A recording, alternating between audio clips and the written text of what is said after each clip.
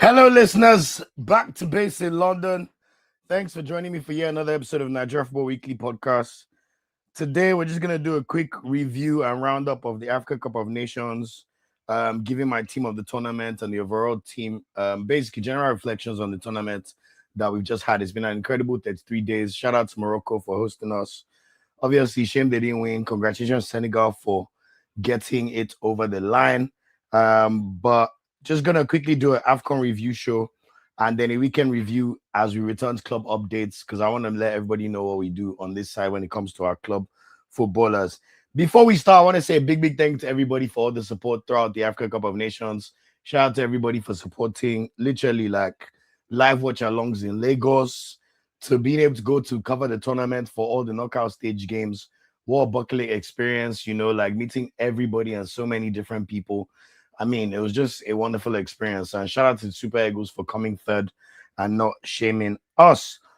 Before we start, I want to just let everyone know that I've done a Africa Cup of Nations third place review game, as well as the overall Nigeria Africa Cup of Nations roundup, which you can catch in the studio, literally in our live chat. If you go in our videos and check live, you'll see that over there. So I did a Nigeria recap. So this one, I want to focus more on the tournament in general. And then I'm going to revisit my AFCON predictions because I think it's quite interesting to see what I predicted at the start of the tournament. After that, we're going to quickly touch on the Nigeria Super Eagles World Ranking updates as we've now made some good progress, which is obviously beneficial to our national team.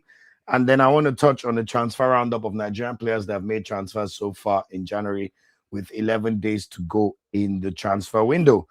After that, we'll, of course, do a quick weekend club roundup. I mean, I'm sure you've heard the good news about some of our players who played on Saturday and have already been back in their club scoring goals. Shout out to you, Akko Adams, for all the good work. And then I'm going to be touching on a giveaway on the channel, just to say a big thank you to everybody for helping us reach 10,000 subscribers. Yes, now we're on 11,200, but prior to the AFCON, we were not at 10,000. So just to give my gratitude and my thanks for that, we're going to do a quick giveaway. After that, I'll quickly round up and preview the Champions League games to come this week and the Europa League games to come this week, particularly focusing on the Nigerian players that will be performing in that tournament. I said tournament because I was watching AFCON. In the Champions League, literally tomorrow. Today is Monday night. Tomorrow, Champions League is back. Some Nigerian players are going to be playing. So we're going to just be doing a quick preview on who the players are that will be playing in those games. Shout out to the listenership. Shout out to everybody on the chat. Shout out to you, German E. Habib. He said, welcome back, Chief. Thank you so much, man. So good to be back home. Obviously, now we're back to regular club football updates, but this is really the bane of our existence at Nigeria Football Weekly. We aim to cover our players, not just when they're playing for the country, but even more importantly, when they're playing for their club sides. How do we keep the average Nigerian interested in Super Eagles now that the tournament's over? Not that they will now ask you in 6 months' time that, where did this player come from? We track them all. We give updates on how they perform all throughout the season. So thank you guys for rocking with me. So anyway, quick recap of the African Cup of Nations. Everybody watched the match yesterday. What a final. Like, I don't even want to even hear it from the detractors saying, it was not a good day for Africa. Story. First of all, congratulations to the Teranga Lions of Senegal for winning their second ever Africa Cup of Nations. Well deserved. And I think on the balance of things, they were the best team in the tournament. You could argue between Nigeria and Morocco, who was second best, third best. But when you look at the Senegalese, they're already one of the favorites. And they had the pedigree of winning the tournament before.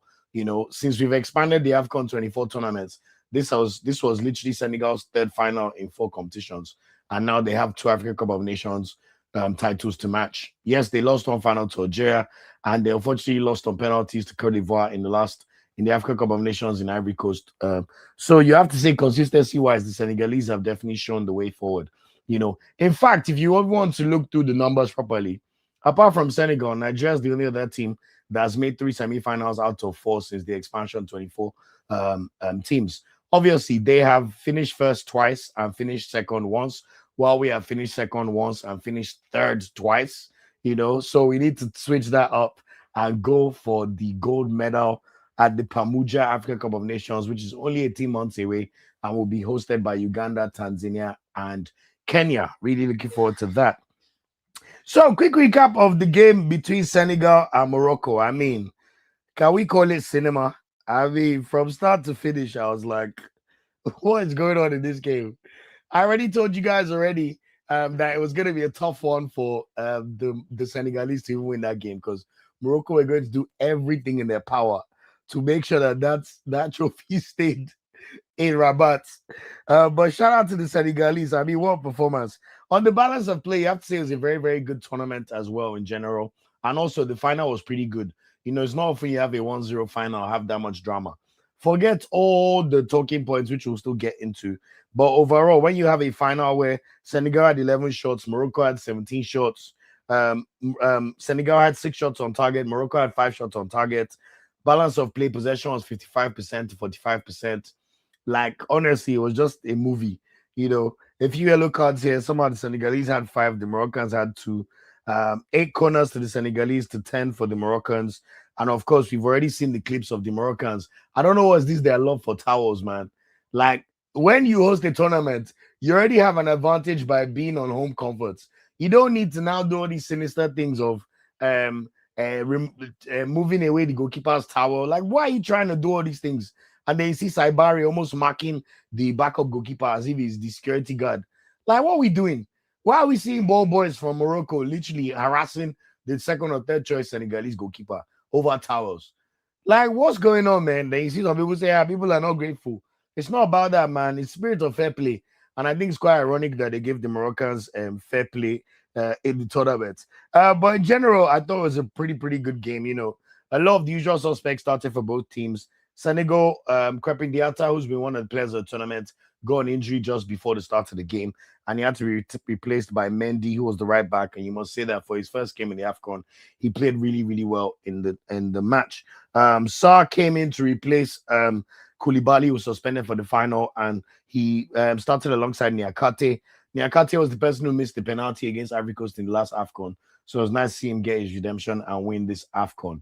You know, Malik Diouf was also good at left back. We saw Lamin Kamara line up with Idrissa Gana Gueye and Pap Gay. Guys, Pap Gay.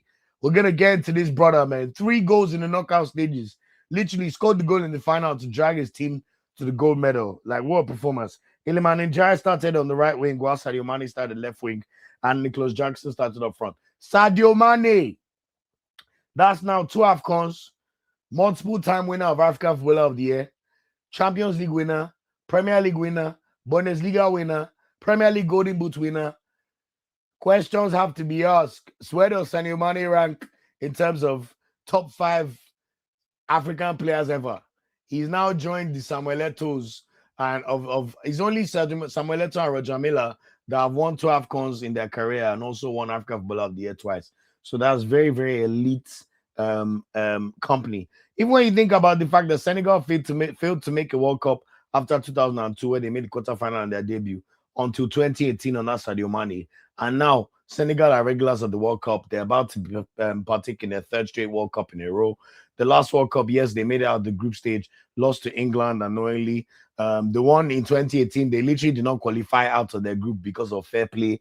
And you have to say that this World Cup that's coming in America, you have to say that Senegal will probably be one of the teams from Africa that you fancy doing the best in terms of potentially making a quarterfinal or semi-final. Same thing with Morocco. You know, I don't want us to let the Moroccans' antics take away from the fact that they're a very good team. That was the first time they lost a match on home soil since 2009. In terms of the organization, the facilities, I mean, I'll be honest with you, Morocco was A1, guys. A1. Like, literally, training pitches everywhere. 5-a-side pitches everywhere. Like, literally everything they could do to make the tournament as good as possible. Hotels, transport, taking the train, everything was easy. Obviously, we don't want the sinister part of them that tries to maybe potentially subconsciously get benefits that they don't deserve.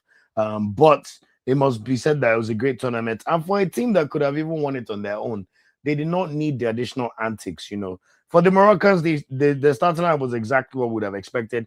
Hakimi and Mazraoui as the fullbacks, Agued and Massina as centre-backs, Bono in goal, El Anawi in midfield alongside Saibari and El Kanous, and then Ezal Zuli and Brahim Diaz started as the wingers, while we saw El Kabi start as the striker.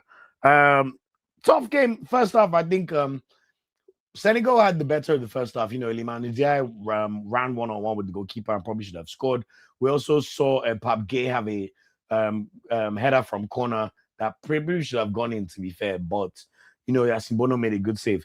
In the second half, the Moroccans probably had the slight edge. Shame about the miss from El Kabi, because once he missed that chance, I was like, bros, yeah, you may likely regret this missile. And you must say Mendy really played his part in this final and did enough to put him off. Obviously, we thought the game was going to end in extra time. Go to extra time initially, but we all know about the controversy in the tournament at the end of the game. So what happened, guys? AFCON happened. I mean, that referee, someone remind me where it's from. Is he Congolese?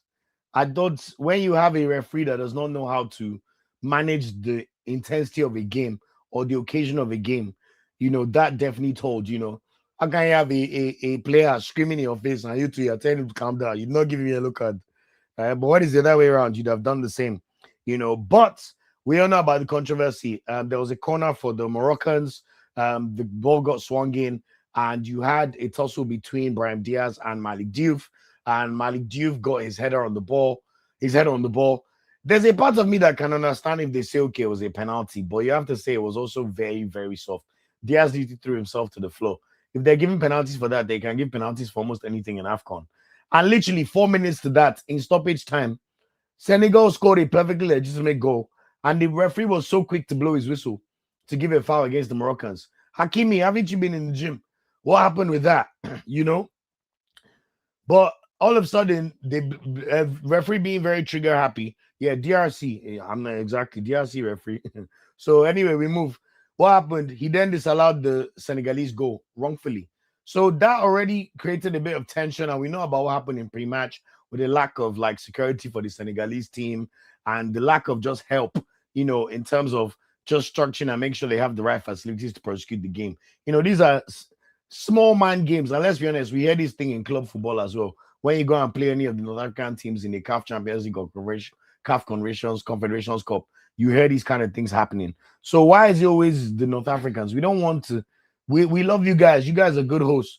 There's no need for the additional razzle dazzle. It's so unnecessary. It's so annoying, and it needs to really stop, But anyway, once they canceled the goal for the Senegalese, they're already feeling pretty cheated, you have to say.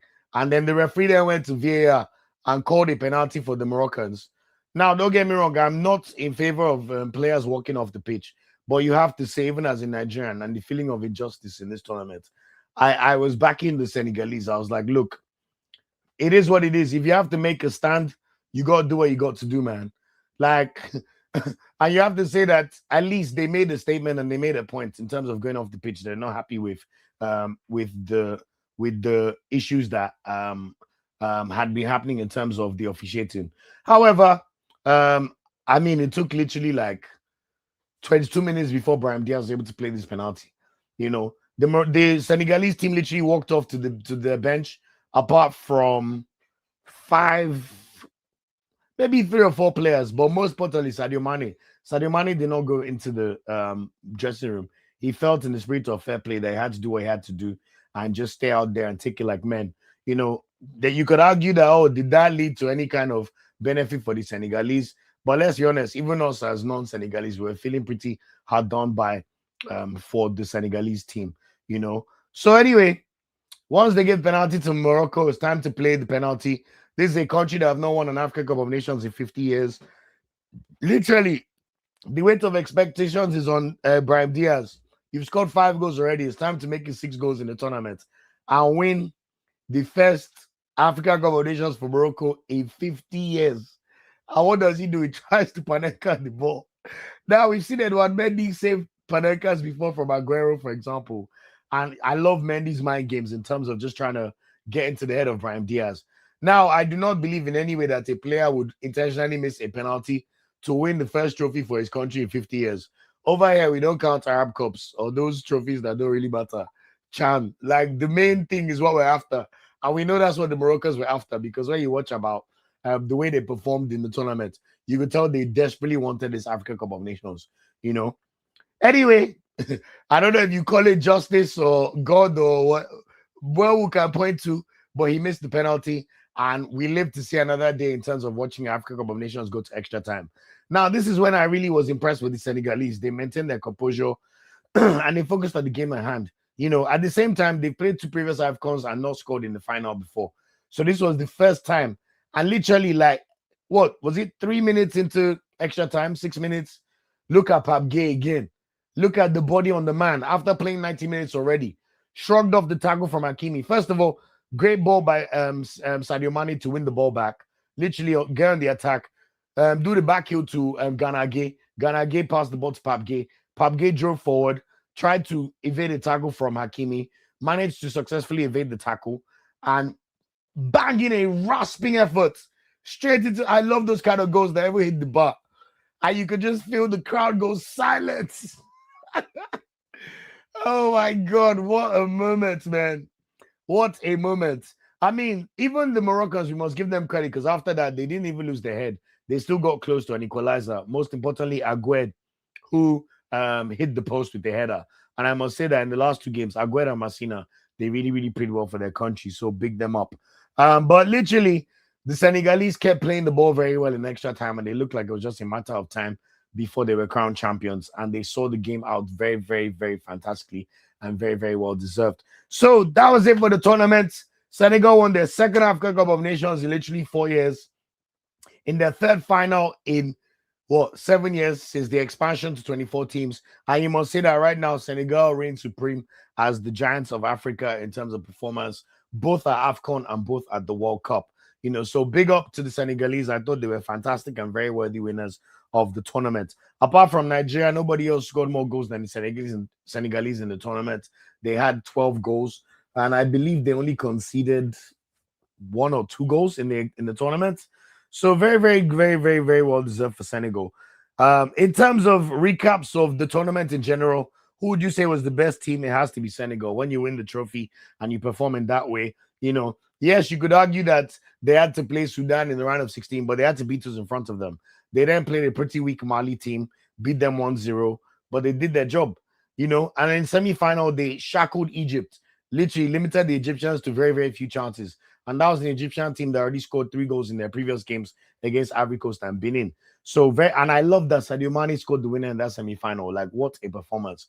And in the final, yet again, they kept yet another clean sheet. So that was literally 3 straight clean sheets on the bounce.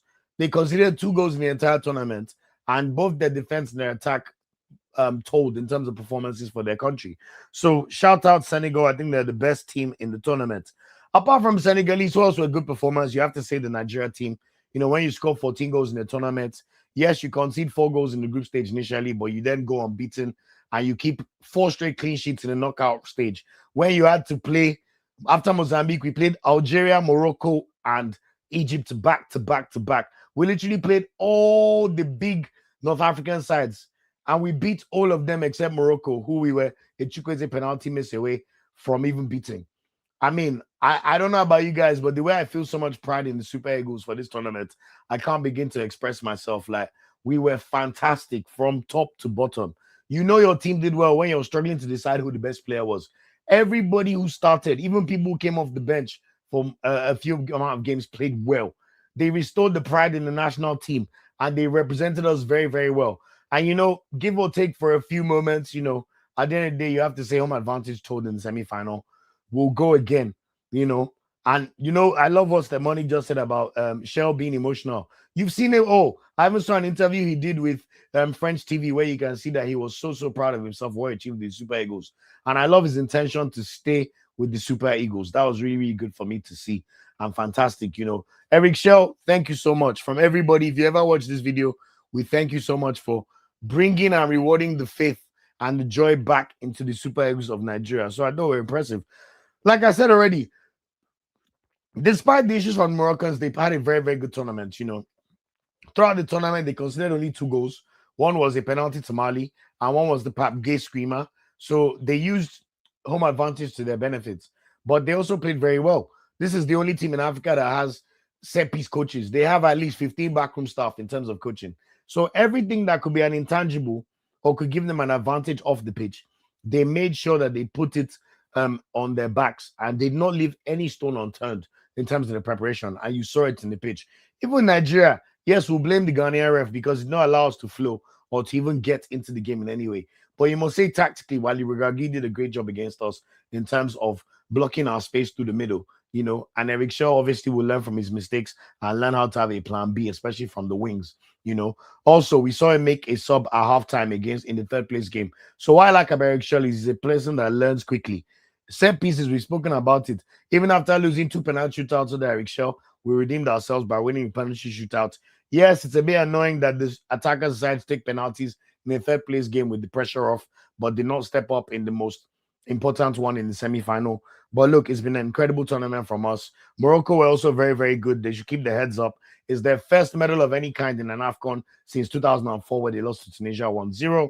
Now they have another silver medal, and of course, they have a World Cup to look forward to, where you have to say with the group with Brazil, Scotland, and Haiti, they'll fancy their chances of finishing second. If not first, Morocco will give Brazil a game for sure, but they have to learn how to win without any antics. The same way in Qatar, they won without any antics.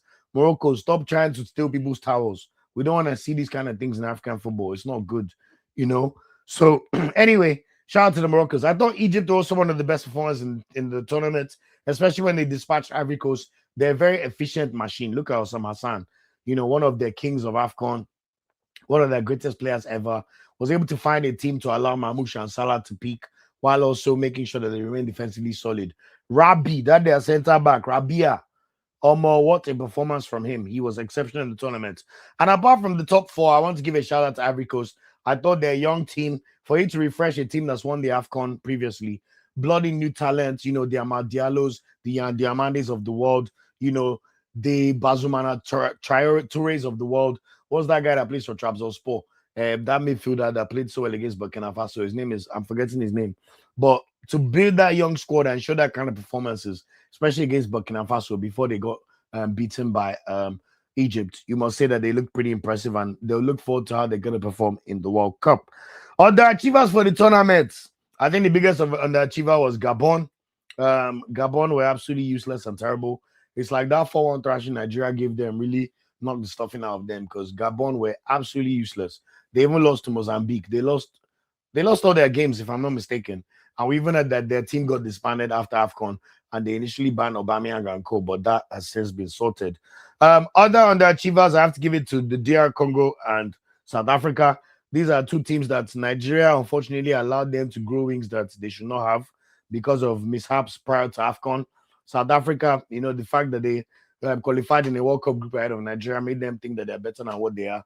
But I like how AFCON humbled them. South Africa is not by PSL players you win AFCON. Yes, we give you your credit, but I'm sorry, I think the difference between the big teams and the others showed clearly. Let's just put it that way in terms of South Africa's performances. Same with DR Congo.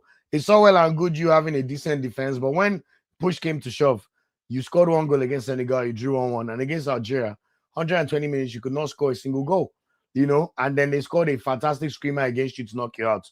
So Congo, just to remind any Congolese, you people too, it's been over 50 years since you won an AFCON, 52 years to be precise. 52 years since you went to the World Cup.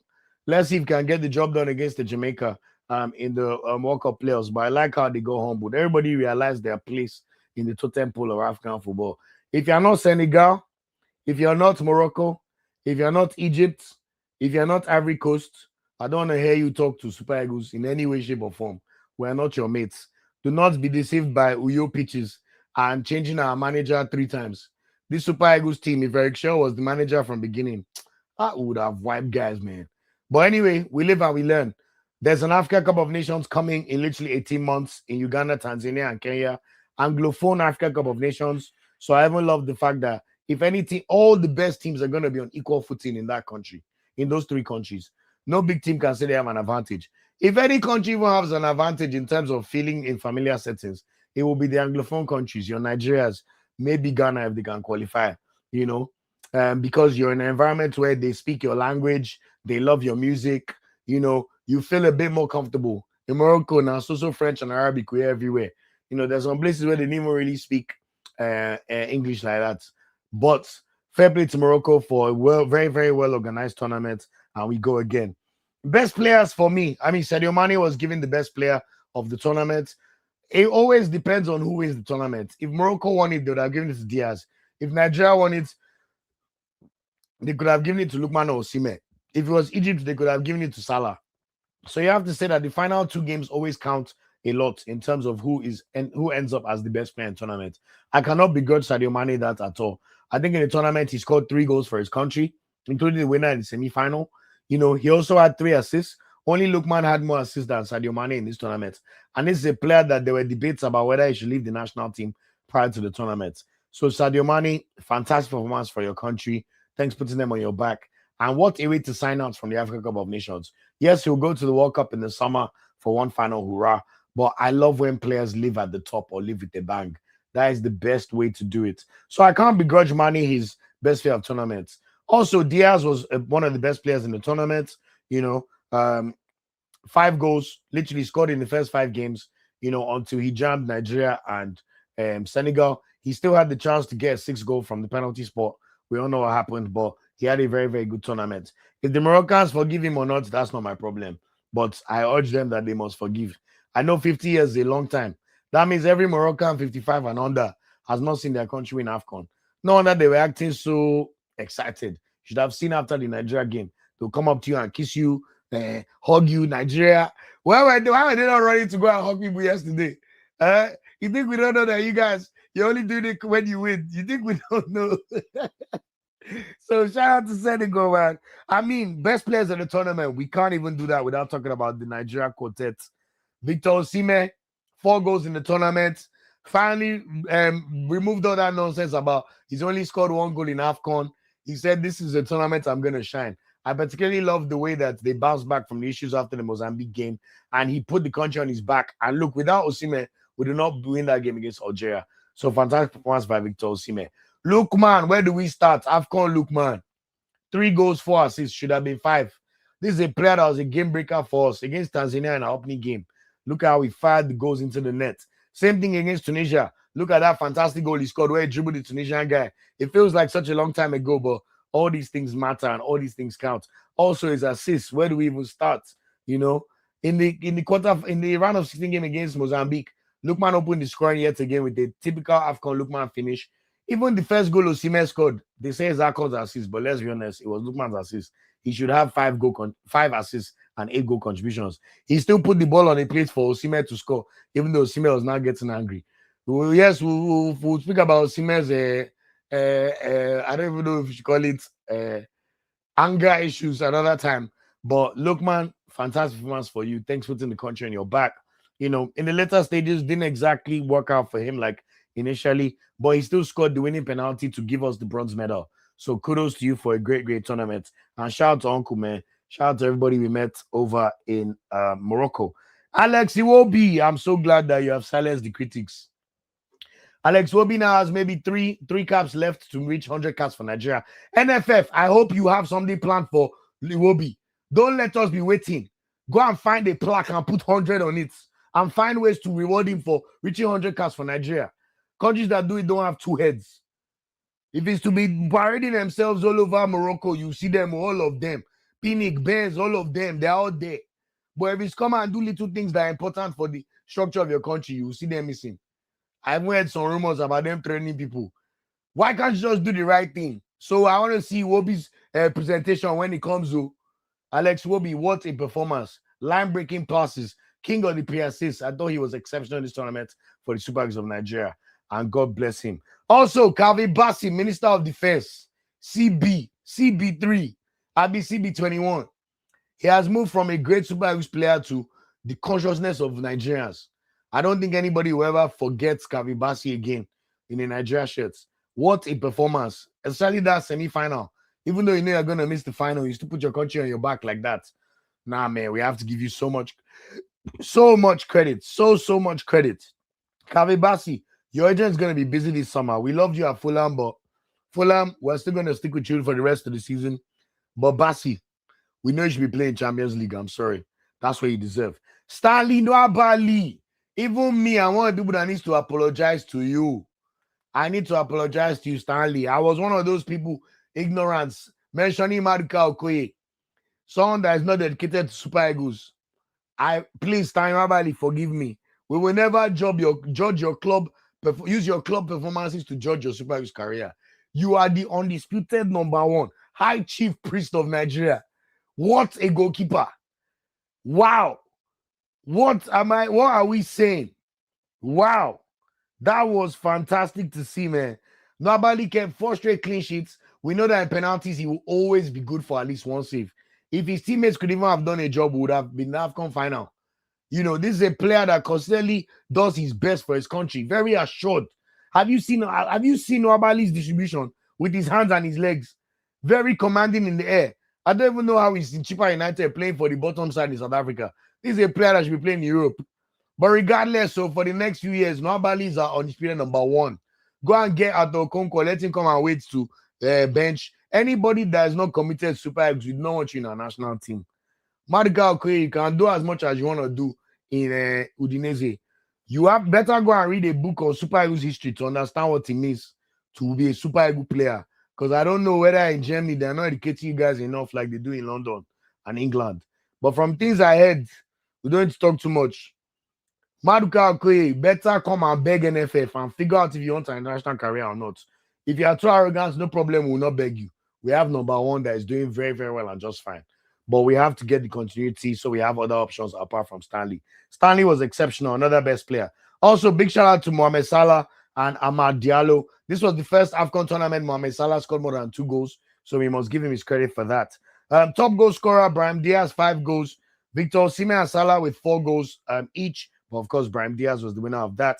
Top assistant in the tournament was Ademola Lookman with 4, and Sadio Mane had 3 in the tournament. Best goalkeeper, I think it could be either one of Yasin Bono, Edward Mendy, or Stein Nwabali. We've already spoken about how great Stein Nwabali was for Nigeria. Edward Mendy only conceded 2 goals in the tournament, if I'm not mistaken. And look at what he did in the final. I mean, literally, what a hero for his country. And I love that he played the videos unavailable in his Instagram cap. Bono, also another player did it for his country. Look at the saves in the semi-final. Literally considered only 2 goals in the tournament. I was officially voted the best goalkeeper, even though I do believe that there's a world where it could have been Mendy, but I'm not that upset at that decision. Who's in my team of the tournament? My team of the tournament is as follows. Goalkeeper, Yasin Bono. Of course, in the substitute bench, we'll put both Stein Nwabali and Edward Mendy for their exploits in the tournament. My centre-back pairing for the AFCON team of the tournament, Calvin Bassey. Wow, you are there for sure. Rabia of Egypt was also fantastic for his country. Scored goals when he needed to score. When he needed to keep clean sheets as well. They really put in a good foot forward, especially in the group stages, you know. And his performances in knockout games, especially against Benin and Ivory Coast, meant that he's one of the top defenders of the tournament.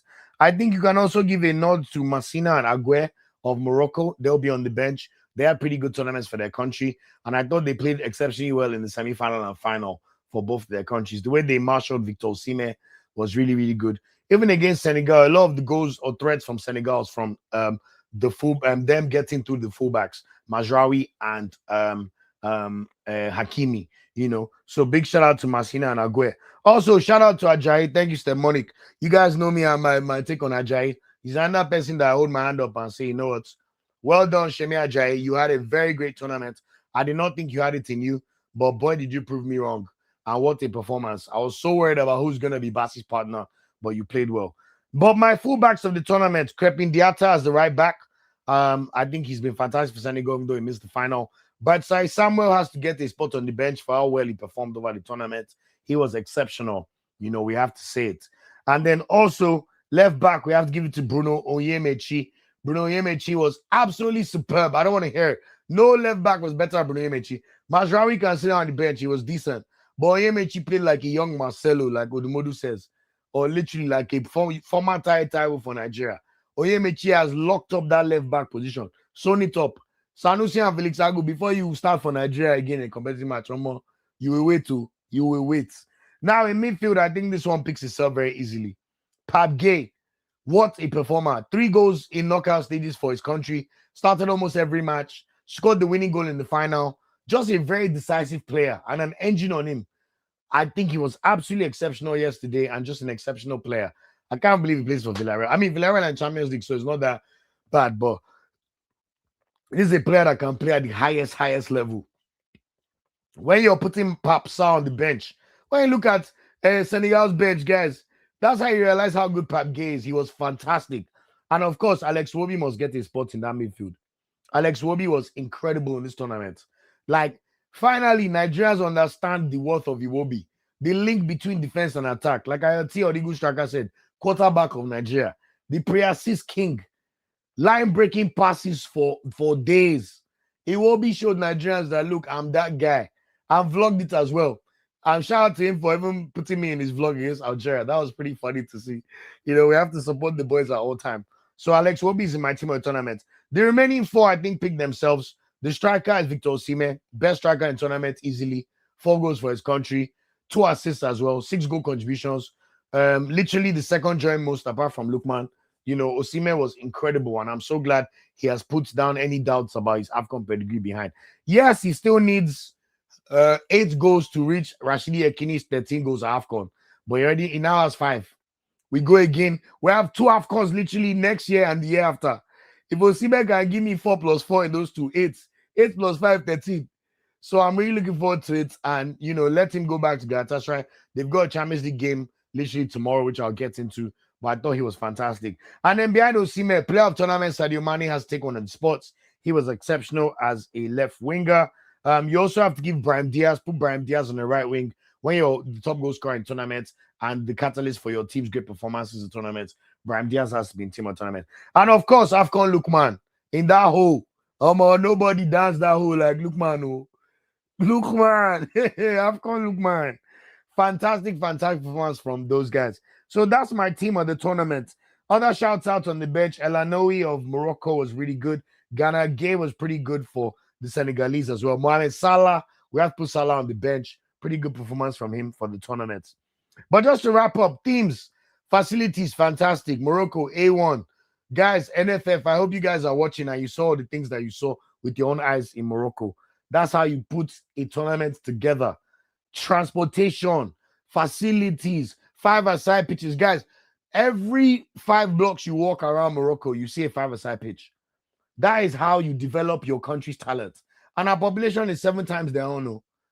Our economy is even bigger than their own. Yes, GDP per capita is nowhere near their own because obviously smaller population. But you cannot tell me Nigeria cannot implement a national strategy like the Moroccans. You cannot leave things to chance. It doesn't happen by accident. That's my problem with the people we have in charge in Nigeria. And unfortunately, it seems like we have the worst of our citizens in power. So they're not educated enough to think outside the box or really bring about good change in a creative way. So we keep getting with these lowbrow conversations where people want to big man themselves, and Pinnick is walking around like the king of Morocco because the FIFA vice president. But your country has missed AFCON twice. Missed World Cup twice.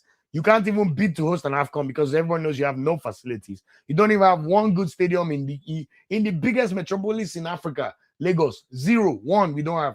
So players are flying into Abuja and Lagos to take flights to you. How would they be excited to play the match? Then you now give them mats to be rolling on the floor in one track ahead of playing the match. Look at the facilities in Morocco. So shout out to Morocco for the facilities. I think the weather also played a part in terms of, players being used to these conditions. Morocco felt a bit like Europe. I had to take my puffer jacket. It was only one day in Marrakesh. I remember it feeling hot enough to even remove my jacket. So that probably helped with the players and the conditioning. I think this was the tournament of the superstars, and that made me really happy. I love when superstars deliver. Do not ignore the British press. Those of you that live in England, you people know what I'm talking about. None of those pricks followed the AFCON throughout. All of a sudden, they want to complain that, Africa had a stain yesterday. Ooh, that was bad for them. That's Simon Jordan that never watches anything African. You now give an opinion when it's negative. We know what you people are. We're not going to take it. Go away. We don't give a damn about your opinions. Let Africans and people that respect African football talk about African football. You put our tournament on E4.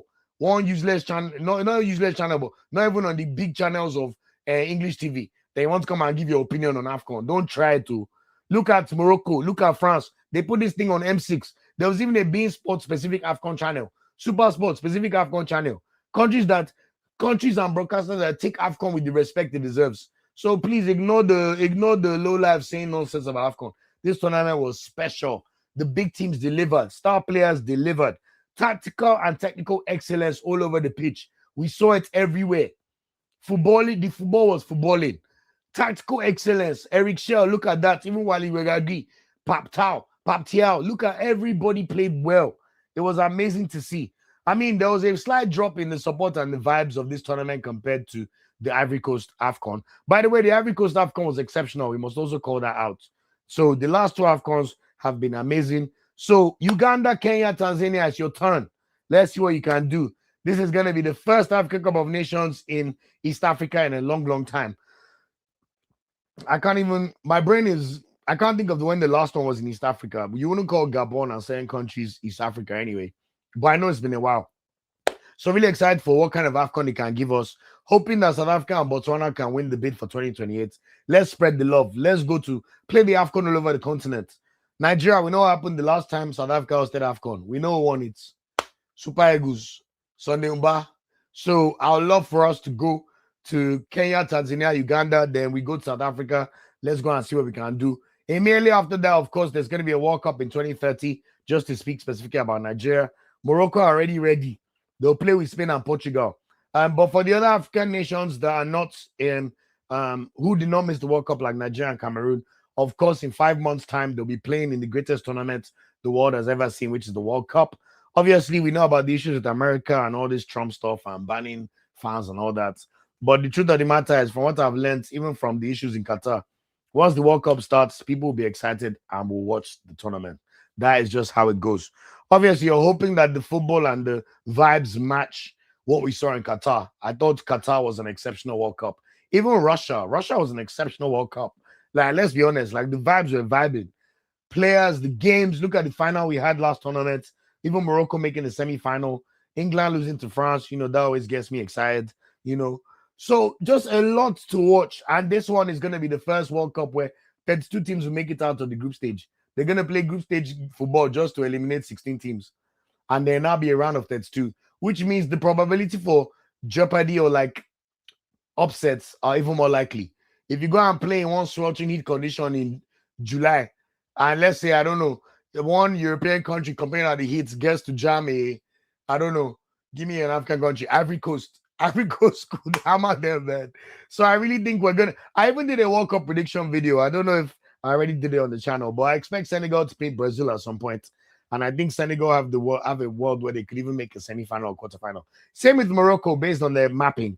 In fact, out of all the potential 9 African countries, I expect about 6 or 7 of them to make it out of the group stage, just because the threshold for making it out of the group stage is much lower now. Obviously, making it from round of 32 to round of 16 and round of quarterfinals is a different ball game, but they have a World Cup to look forward to, which we're very excited. Even on this channel, even though Nigeria will not be there, we'll watch our African brothers and we'll cover the World Cup because it's still the World Cup. Let's see what can happen. Either we'll do the live watch alongs from home, but if I can get sponsored or get to America, you guys know me, I will go. So I'll be there.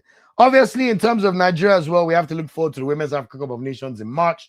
That's also taking place in Morocco for the 3rd straight time. They've lost the final to South Africa the first time. Then they lost the final to Nigeria the last year. And now it's going to be Morocco again. Even though they're giving them all the women's awards, but they don't win the tournament. I don't understand. So Esther Okonkwo and co, I know God is watching. People never let us down. And the top 4 teams this time all qualify for the World Cup. My only problem, yet again, as a man, NFF, where are the friendlies for the women? The last national window, Nigeria had no friendlies organized for them, while Ghana was playing against England in England. Meanwhile, this as a man will now tell you that Justin Madugu, you must make sure that the team finishes first. But where is the preparation? We know they're owing the men's team their AFCON bonuses. So you know for a fact they're owing the women their bonuses from last year. That one is sure. In fact, I don't need anybody to confirm it for me. We know that's facts. But by God's grace, the women will continue to do what they need to do. And hopefully they will make us proud and continue to flourish. So that's it for all things AFCON. Just before we go, I just want to show you guys my AFCON prediction. Let me show you. There we go. So this is Oloke's AFCON prediction from my pre-tournament video. I believe everybody can see that anyway. No need to full screen it. We can all see it. So ahead of the tournament from Lagos, I did my preview. Now, this is not to brag about being a football genius or aficionado, but if you look through the brackets, you see that there are quite a few right selections for Africa Cup of Nations. So if we start with the round of 16, Oluoke said Mali and Tunisia will play in the round of 16. That was exactly what happened. I underestimated Cameroon and thought they would finish third in their group, which is why you can see this Senegal versus Cameroon here. Instead, it was Sudan who qualified as one of the best third-place teams. So Senegal played Sudan and rightfully dispatched them. I predicted the Egypt-Benin round of 16 game, which is exactly what we got. I also predicted the Ivory Coast play Burkina Faso round of 16 game, which is exactly what we got. The Moroccans, I thought Uganda would do better than Tanzania. That wasn't to be, but I knew they would play a third-place team, which ended up being Tanzania. Morocco, of course, beat them handsomely. 1-0 with their team handsomely to qualify for the quarterfinal.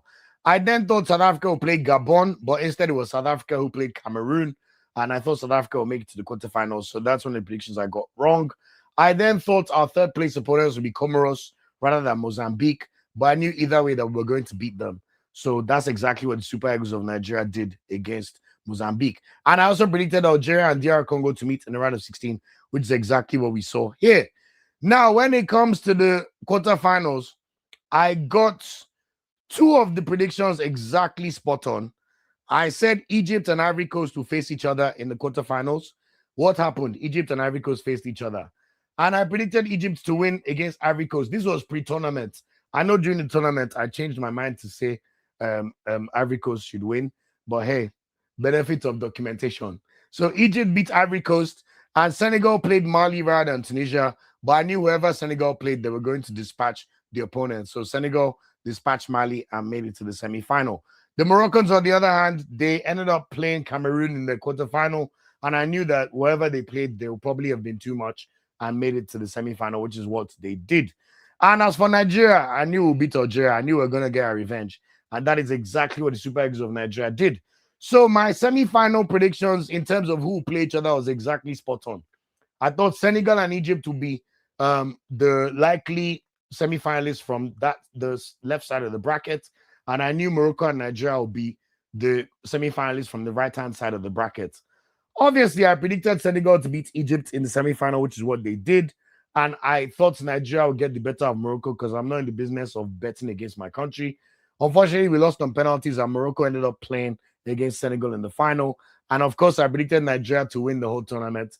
But begrudgingly, I would not even mind. Senegal ended up winning it. And that was the end of the African Cup of Nations.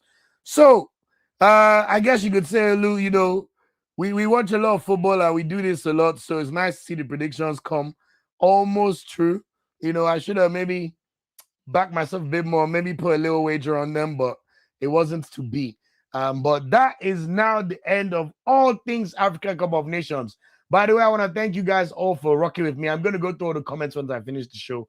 Usually, I would record these shows myself without doing it live, but I like the ability to engage with the fans and the people, which is beautiful to see. One last thing based on African Cup of Nations just to end. I want to say a big, big thank you to the Super Eagles of Nigeria for finally moving up 12 places in the African Cup of Nations in the world rankings. Nigeria were previously ranked 38th at the start of AFCON, and we are now ranked 26th in the world.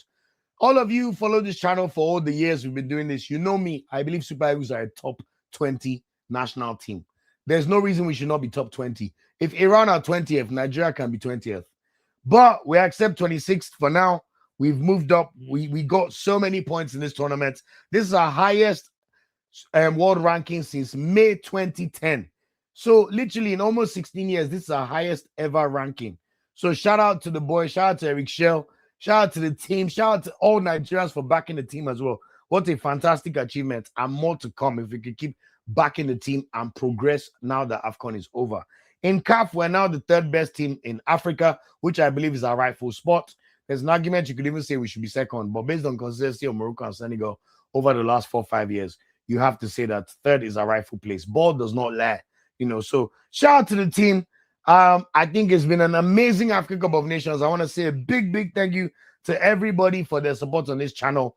And as a result of the support, like I said, we've now crossed 10,000 subscribers. At the moment, we're at 11,200. I want to say a big thank you to everybody who's ever liked, shared, subscribed, commented. If you're watching this video now, all 91 of you, please like the video. It does so much for us and for the channel. Honestly, it means so much. It's how you can support for free. If you've loved the content, please subscribe. Like I said, we're coming with weekend previews and weekend reviews of our Nigerian players in the club sides, which I'm going to get into right now as well. So you understand that we're just not here to cover the Super Eagles games. But as a result of that, we're going to be giving away a free Super Eagles jersey sourced live from Casablanca, courtesy of the Super Eagles media officer. Shout out to everybody. This is the jersey we wore to dominate this AFCON. You can see original with the tag right there. So we're going to be giving this out for free. All you have to do to be eligible to win between now and the end of January, subscribe to the channel. Please subscribe to our Instagram at Nigeria Football Weekly. Subscribe to our TikTok at Nigeria Football Weekly. And subscribe to our Twitter at NFWPOD. That is all. All you have to do is subscribe on all 4 channels. Follow on those 3 channels. Subscribe on YouTube. And you're eligible to win the jersey. At the end of the month, I'll use one of those random drawing things on the internet. We'll draw it somewhere. And wherever you are in the world, we will get the jersey to you. So I want to say a big, big thank you. You know, I do not take the support for granted. You guys mean the world to me. This community means the world to me. You know, even while I have my day job that I'm figuring out, but it's been lovely to have this outlet, you know, to be a budding Nigerian journalist who covers Super Eagles. Been doing this for 5 years. You know, it's not today. So I want to say a big, big thanks to everybody for all the support. So, Samuel Onewo, God will bless you, my brother. Samuel Onewo and I went to school together at boarding school. So he knows how the love of Super Eagles has been ingrained in 2 of us from the moment we started watching football. Samuel, God bless you. Thank you for everything. I appreciate you, my brother. $49.99. You see why I say I love Americans? Too much money, America, man. Wow. Thank you so much for the kind words. He said, thanks for your coverage, bro. The effort you put will continue to be rewarded. Amen. Thank you. Also, I'm hearing from podcasts that the Moroccans thought we put juju in the towers. That's why they were acting like that. Surely they cannot be that naive, but you know what? It's football. Morocco, do not take people's towers again, I'm telling you. And he says, anyway, keep going, bro. Samuel, you know you're my guy for life, man. I appreciate you. Also, Samuel is one of the biggest supporters of the women's team. He's always watching the Super Falcons, the under 20 women, under 17 women. Without people like us, without allies like him, women's football will not be where they need to get to. So I want to say a big thank you to my bro. Hopefully we can both get to Morocco in March, even if it's the knockout games, to cover the women's AFCON. And by God's grace, the Super Falcons win their 11th Women's African Cup of Nations title, as well as secure qualification for the Brazil 2027 World Cup. So imagine summer 2027, we watch AFCON. We can win AFCON again, get our 4th title. Then women will now go to the World Cup. I love to see it. NFF, please back the women. Help them. I'm begging you in the name of Jesus. But God bless you, my bro. And thank you so much for the super chat. So now to get back to club football, you know, this is why we always have all the content. First of all, I want to quickly do a touch on all the transfer roundups involving Nigerian players. We've had about 12 Nigerian players make notable moves in the January transfer window so far. We've had 2 players who, I said 12 because while 14 players have been just included in the transfer roundup, 2 of them have been released by their clubs. So Stephen O'Day, who's the 28-year-old center forward, has been released by Randers FC in Denmark. He's currently without a club, so we'll see who he ends up signing for. Willie Agara, who also is a striker, plays for Salt Lake in MLS, has also been released after the end of his contract, so he'll be looking for a new club. Now, in terms of the most prominent transfers to mention involving Nigerian players, I think we have to start with the former under-20 Nigeria player, Suleiman Sani. Suleiman Sani is a 19-year-old left winger, and he was pretty much playing in AS Trenčín in the Slovakia League. And over the course of literally the last few days, he has been signed by RB Leipzig in Germany. Now, if RB Leipzig sign you, I'm sure you jump to the top of the pecking order when it comes to Super Eagles. We know there's certain clubs that are talent ID. If Brighton sign you, if RB Leipzig sign you, if Dortmund sign you, if Ajax sign you, if is who again, Lyon, there's certain clubs, they have a certain kind of pedigree in terms of picking players or developing players. If Leipzig sign you and we know that they're going to sell you for profit, that is a good sign. So Suleiman Sani, welcome to the Bundesliga. We're excited to see how you perform for Leipzig. They'll probably put him on a bit of a development plan. I can't see him starting or playing games that quickly. But what a move for him. He's been signed for 5 million euros. And literally, I think he signed on a 5-year contract. That was literally confirmed literally a week ago. So congratulations to you, Suleiman Sani. And we look forward to seeing what you can do in the Super Eagles as well. Samuel Esife, you guys will know on the channel I've spoken about him. He's a right back who has moved from Dukla Prague to Slavia Prague. So he's now going to be a teammate of Igor Ugbo, who had a very, very good AFCON, it must be said. And literally backed my calls and my cries by having an exceptional tournament as well. So it's going to be a teammate of Igor Ugbo as well as David Moses. So excited to see Samuel Esife. Right back right now for Nigeria, Choku. Between Ola, I know, but it's like Samuel, Ranale Bioshu. Those three alone. Then you now have the Samuel Esifes of the world coming through. Well, good luck to you, my boy. Just keep playing well for your new club and let's see how it goes. Also, we saw Omar Sadiq make a move from Real Sociedad to Valencia. Remember last season he was on loan in the second half of the season at Valencia and he played pretty well. So congratulations to Omar Sadiq for now making that move permanent. He has been signed for 5 million euros and he scored on his debut, which I'll get into. So congratulations to you, Omar Sadiq. Also, we saw a player, Ejike Opara, move from the Slovakian league in Novi Pazar, 20 years old, to sign for Vitória Guimarães in the Portuguese league for 900,000 euros. So we'll be keeping a keen eye on you. He's a 20-year-old center forward. Nigeria, we know we never lack for center forwards, but we'll start tracking you as part of what we do in the Portuguese league as well. So congratulations to you on your move. Probably the move that made me the most excited, Rafael Durosimi. You guys on this channel, you know me, I'm always talking about Rafael Durosimi for Victoria Pilsen. In fact, stylistically, he's the Super Eagles player, the potential Super Eagles striker that excites me the most when we look about what Osimhen can do, Ako can do. And yet you must say that Onuachu is already about to be 32. You can probably phase him out after this tournament. Deserts too, unfortunately, not playing the AFCON, but at 31, 32, I would say you got to phase these guys out. We have 18 months to prepare for the next tournament. If there's a World Cup, I can understand keeping these guys, but move away. So it is now who are the next batch of strikers that can put a case forward and say, look, I want to be part of this team. We did not get to see Salim Fago play in the tournament. I think he played 1 minute against Tunisia. But let's be honest, he needs to go back and keep doing work for his club side. But there's still players like Terem Murphy. We know the issues he's having at Nice right now. So once he figures that out, Aroko Dari, can he get serious with his career and actually focus on head down and perform? Boniface, another person that's out for the season and just seems to be very unserious. Can he figure things out? Because the talent is there. Eleni Kena, who's still waiting for French passports, but we should go and be talking to people like that with that profile. Even if it's the likes of Sadiq Umar, who's now back in Valencia, he can probably force his way back into the national team. Who again? Hafiz Ibrahim Arim. We know these players exist. Gift Urban at Verona. I don't know what's happening in Gift Urban's nationality issues. Obviously, when the time comes, he has 5 goals in 15 games. When he starts scoring more, we need to revisit that. We'll revisit it. But Rafael Durosimi is the striker that excites me the most. I think the way he's performing, he can literally leapfrog everybody and become third choice after Akko Adams and, of course, number 1, Victor Osimhen. What happened to him? Rafael Durosimi literally was signed for 9 million euros on the 8th of January, moving from the Czech League to Pisa in Syria. Now, Pisa in the relegation zone, but what happens if you're a great striker? You put yourself in the shopping market and you perform well. His first game for Pisa on Friday night at home, they are playing Atalanta, who have started playing well, and are 5th in the Champions League groups. If they're 1-0 down, he comes on for the last 20 minutes. And what happens? He scores an absolutely fantastic header on his debut for the team.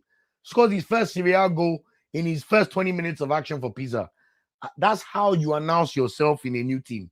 Rafael Durosimi, honestly, God will bless you. I've also heard he's a very humble character and very dedicated to his career. So I'm so excited to watch you and see what you can bring. I think even with your performances, you should be embedded into the Super Eagles team in the match friendly games or the June friendly games. But really excited for Rafael Durosimi. Of course, we'll be tracking him on a weekly basis based on how he performs for Pisa. Also, Chibike Nwaiwu, this is another center back that I'm very excited about. Look, our center back core is already shaping up. We know that Bassi and Frederick are the guaranteed two starters. Igor Ogba has also put himself there as third choice. I'm going to stick there. Shemi Ajayi played very well, but he'll be 33 years old by the next AFCON. The same way Ekong phased out after his last tournament at 32. I think there's a world where Shemi Ajayi can still play for the Super Eagles this year, but really and truly, he should probably be phased out ahead of next AFCON. He plays for Hull for a reason. He's had a good tournament, but don't wait till he messes up like Ekong before you now say he should leave the team. So for me, I will go and look at Chibike Nwaiwu. He was playing at Wolfsberger in Austria. IoT did an interview about him a few months ago, and he has made the move to Trabzonspor in Turkey. And he's already been starting games to get into. I do have a problem with our players and their agents because I don't know how the best club they could find for this boy was Trabzonspor in Turkey. It's still the ninth best league. Well, anyway, I know he's young enough, and I'm hoping that his potential is so great that it gives them at max 1 good year, 1.5 good years, and he makes the move to a top 5 league. I want most of our players playing top 5 league. Yes, I know some people will come with the argument that nobody plays in South Africa. Ajayi and Osai play in the championship. But you cannot tell me if they're playing top 5 league will not have been even better for them. So that's what I like to see, to keep the quality control at a high level. But very, very excited for Chibike Nwaiwu. We were signed for 5.5 million euros. And also, I wanted to call out Prosper Oba. We had this right winger, 22-year-old, playing in the Ukraine league. He's just been signed by Shakhtar Donetsk. Now, Shakhtar Donetsk are not able to play in European competitions, but everybody knows that Shakhtar Donetsk are one of those teams with very, very good talent ID. If they sign you, there must be something good about you. So Shakhtar Donetsk have signed him from fellow Ukrainian side LNZ Cherkasy for 4.5 million euros. He is a right winger. And I'll be honest, you left winger and right winger are the positions that we need more players coming through. It's why I like this Suleiman Sani signing for Leipzig. But we'll be watching you and trying to keep track where we can, even with the Ukraine issues. But congratulations to all Nigerian players who've secured moves for themselves. We also saw Efe Agama, 21-year-old, move from Cadiz to Huesca, but that's from La Liga 2 to La Liga 2. So that's why I didn't mention it too much, and he moved on loan. But those are the main moves to call out that are important in terms of Super Eagles players so far.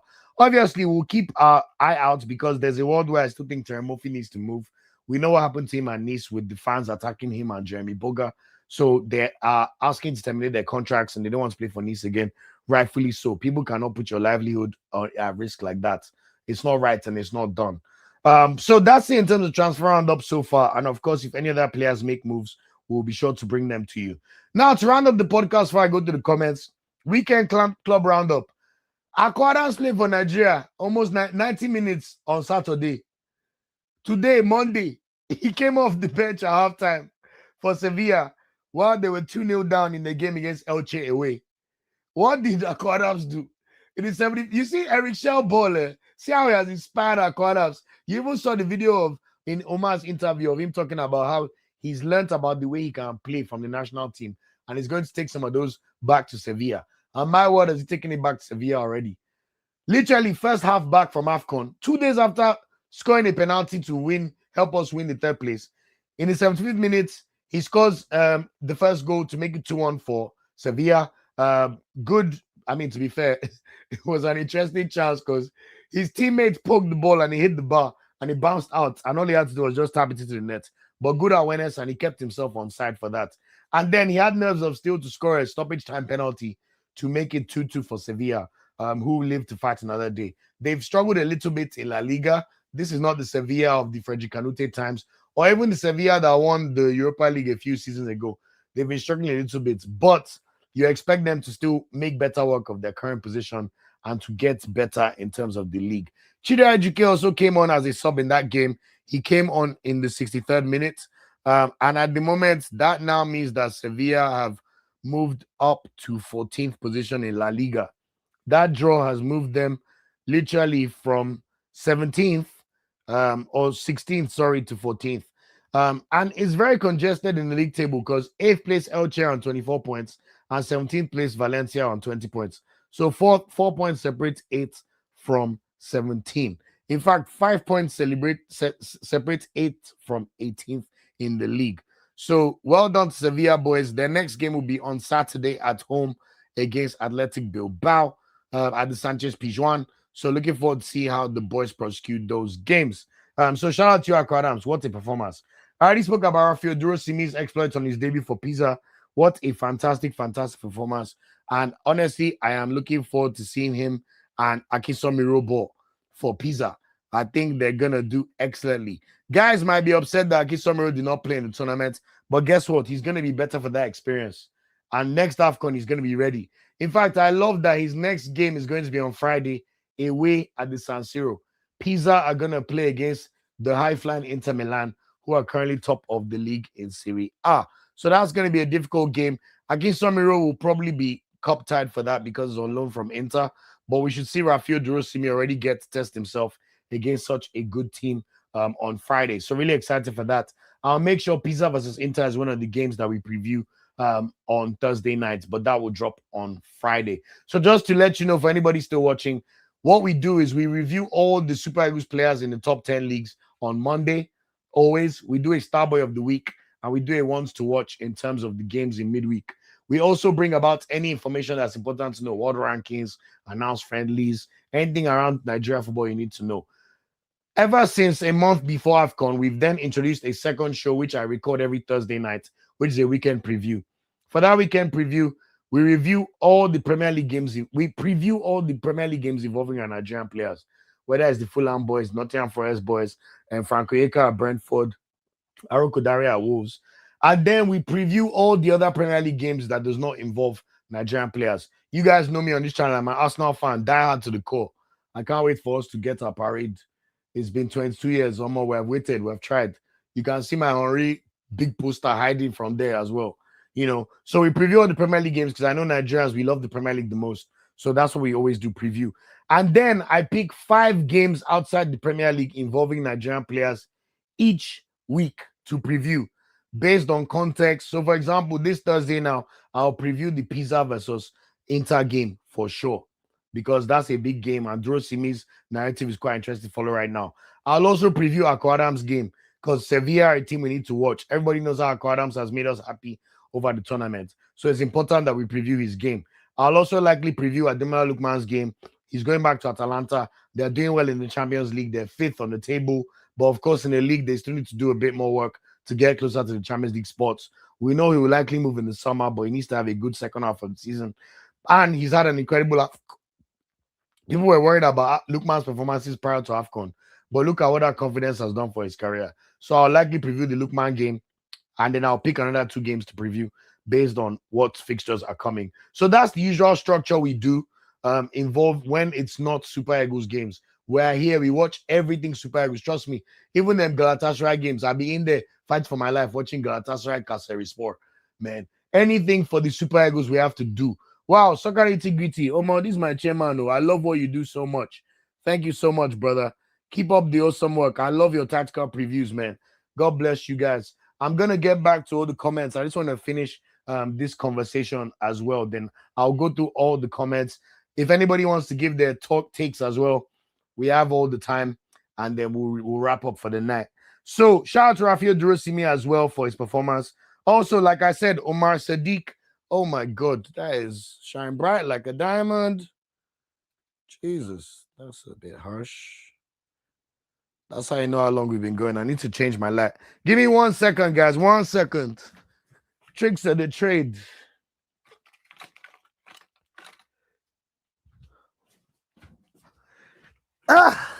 Okay.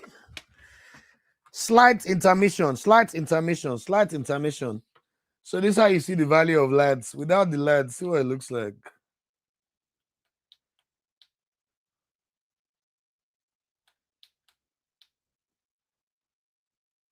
All right, there we go. All right. These are the things that happen on lives that you can cut out when you're doing a normal video. But anyway, like I said, Omar Sadiq moved to Valencia and scored on his debut for his second debut for Valencia in the Copa del Rey on Thursday in a 2-0 win over Burgos FC. Very good performance from him, 1 goal, but he played really well. He played 64 minutes and was quite exceptional in the game. He then played 29 minutes and got a yellow card as they beat Getafe 1-0 in La Liga over the weekend. So I'm hoping that he will start the next game. Yes, they have two strikers, Hugo Duro and of course that guy. But Valencia have decent strikers, but I don't think any of them are better than Omar Sadiq. So let's see how it goes. Obviously, in the Premier League, we saw Ola not play against my beloved Arsenal. 0-0. Yes, there's a world where he could have considered a penalty, but I think it would have been a bit harsh, it must be said. Very, very excited to see Ola not back starting games in the Premier League. Apart from the Fulham boys, he's our most important Premier League player. He puts Nigeria on the map. He plays well. There's a world where he could have been in the team of the season last year. That's how exceptional he played. So let him continue. Nottingham Forest, of course, have to play in the Europa League as well. And let's see if he can have a fantastic end to the season. And we'll see what happens for Lionel in the summer. Taiwo when he was on the bench for that game. Tola Kodari also started for Wolverhampton. Yes, they've now been unbeaten in 3 games, although they're still definitely confirmed for relegation. But we know they won their first Premier League game of the season literally 2 weeks ago. Barak Kodari started and got a yellow card as they drew Newcastle 0-0. Gift Urban also played 90 minutes in Serie A for Verona, but they drew against Cremonese 0-0 today. I don't know what it is with all these 0-0s we've seen over the last few days, but it is what it is. Maduka Okoye played 90 minutes and made 4 saves for Udinese, but they lost 1-0 to Inter Milan on Saturday. Nathan Teller in Germany played 7 minutes off the bench for Bayer Leverkusen, and he got injured in a 1-0 loss to Hoffenheim. Hoffenheim are, interestingly enough, third in the league right now, but Akpoguma is a confirmed benchman. He does not play at all unless needed. So that's interesting. Nathan Teller, very stop-start career. He's one of those players that I've liked to see come to Super Eagles, but I have to admit he's not done enough to deserve a call-up over what we have. If you want to be called up, you have to be better than Chukwueze. You have to be better than Lukman. You have to be better than Simon. And nothing Teller has done in his career so far suggests that he's better. I'd rather they even try Bamdele Yusufa Ferencvaros, who's at least doing well in Europe. Filippo Tele, maybe, But these players need to step it up to really force their way into the team because we've shown, look, we can easily have 4, 5, 6 of our players in the AFCON team or tournaments. So we're not small. The threshold to enter the Super Eagles has to be very, very high. You see Usman Mohammed and Co. that the Azamen selected in our squad, they did not play a single minute. Hopefully, they will leave Eric Shell alone and stop putting their own player inside there. That's how Pinnick will come and use his mouth to tell us that he told the coach to put Musa in the team, that's his pick. God will forgive that man. Oh. I saw him in this Rabat. I even ignored him because what are we going to tell someone like that? That is so arrogant. I have not done anything for Nigerian football, but you pride yourself like you delivered. Look at the King Mohammed of Morocco, the way he walks. He can walk with swagger because they've delivered. Look around you. You can see all the change and progress in Morocco. But those ones, if it's just to be kind and be doing big boy, you see them all. Or yeah, come and give us a plan or show us what you have done. You will not tell us. But if it's to take FIFA money to try and build stadium in your village, that takes 3 hours to enter by boat, that's where we'll now see you there. You now be gaslighting Nigerians or threatening people that you pick them up in the airport. Or so these I've heard. Anyway, one thing I'll say about England, shout out to England for British passports. Because some of us, they cannot try this nonsense with. But anyway, it's all good. Who else played? Jonathan Torunariga. This is another player that you could argue may be given a chance in the Super Eagles. But at 28 years old, when you're looking towards the World Cup, would you really put him in ahead of some of our options? Maybe. He's starting games for Hamburg in the Bundesliga. He's playing well. But I don't like these players that they don't commit to Nigeria until they're 26, 27. Then you still feel like maybe their commitment is not 100%. This guy's dad played for Super Eagles, Torunariga. Son he has 1 cap at age 28. I'm sorry. Look at Ibrahim Mbaye that won AFCON for Senegal yesterday. 17 years old playing for PSG. He did not wait. He could have waited for a French call-up. He said, nah, I'm Senegalese. I want to play for Senegal. That's what I keep trying to tell you guys. If Nigeria can learn from Morocco and Senegal, there's no reason we should not go to Itanuan area and these guys and say, here's the proposal. I saw Rio Gumoa from Liverpool in Kevin Bassey's Instagram comments putting love sign. Brother, come and play for Super Eagles. They will never love you in this England like Nigeria. Yes, Nigerians will keep you to a high standard, but the love at least is real. It's not based on that. The moment you miss penalty now, they will start calling all sorts of names or questioning your Britishness. Where is the plan? It's now. It's now. Don't wait for these Torunarigas. They will now be trying to get cap when they are 29 or 30. We don't want to hear that. Ilenikena as well played 28 minutes for Monaco. Where is the person giving the proposal to Ilenikena? While he's waiting for French passports. They don't even reach you enough. They're waiting for you to turn 18 to give you passports. Come and play for Nigeria. playing for Monaco. You have to admit, even him is more of a bench boy. He doesn't play too often. Came off the bench for 28 minutes as Monaco lost Lorient on Friday. But he's one you can monitor. I've seen him score goals in Champions League already, and I like his profile. Urasora played 66 minutes for Genk in a 2-1 loss to Zoltawara game on Saturday. Interesting enough, Zoltawara game is Tochukwu Nadi's team, who was also in the AFCON squad. So we'll start tracking him even more because I know there's a good player in there, even though he did not play in this AFCON. And Chibike Waiwu, like I already mentioned, played 90 minutes for Trabzonspor. They beat Istanbulspor 6-1 in the cup on Wednesday, and then he played 90 minutes in a 2-1 win over Kocaelispor on Sunday. So good to see him already starting for the team. Obviously, at his age, I hope Trabzonspor is just a step because you cannot be playing for Trabzonspor. It cannot be the end of your career, so to speak. Onuachu, we can understand based on his trajectory so far. But anyway, we'll keep up the good work and we'll see you in the Super Eagles soon. Also, Anthony Dennis Agotsepe, very, very good midfielder. And that person I think should be gradually introduced in the Super Eagles team. He played 90 minutes for Gotsepe in a 3-1 win over Rizespor today. So, for the first time in 5 weeks, we're going to do a Starboy of the Week. I think this one, they easily pick themselves. Bronze medal for this week, Sadi Kumar, for scoring on your second debut for Valencia in the Copa del Rey in a 2-0 win over Burgos FC. Very, very well done to you, and we hope you could keep starting for Valencia and helping them as they move away from the relegation zone and back to where they belong, which should be towards the top of the table based on the historic performances of Valencia. I mean, we all know where Valencia were in the early 2000s. Silver medal this week, I'll have to give it to the newly signed Serie A superstar Rafael Durosimi of Pisa, playing literally 22 minutes and scoring on his debut for his new club. What a way to endear yourself into the fans and to show everybody that I've arrived. I can play in the top 5 leagues and I can deliver. So, Durosimi, my goal for you is between now and the end of the season, there's 16 games to go in Serie A. Can you at least give me 8? Let's see if you can reach 8. You already have 1. Give me 7 in the next 15. I think asking for double figures is even getting a bit too excited, but you're capable. But my friend, for your start this week, and you get to go to San Siro on Friday, I mean, your life has changed from being in the Czech Republic. But you, my friend, get the silver medal of the week. Gold medal of the week, and one of our AFCON legends, Akko. Akko Adams said, they're paying me to play football. And I will play this football. Literally, 5 days ago, he was playing the African Cup of Nations semi-final. Ran ragged. It was not necessarily his best performance, but he played till the 83rd minute. As if that was not enough, on Saturday, while some other players were rested, Osimhen and co, Akko Adams started the match again. Had a goal wrongfully disallowed, or rightfully disallowed, but he should have scored his 5th Super Eagles goal. That was not enough. He still took a penalty in the penalty shootout and scored. And literally less than 48 hours or just over 48 hours later, on Monday night, he came off the bench at halftime for Sevilla while they were down 2-0 away to Elche. Scored the first goal in 75th minute. Great reactions as a striker while keeping himself on side. And in stoppage time, high pressure penalty. I mean, he has definitely learned from the pressure he's been facing over the past 4 weeks. And my word, has he delivered.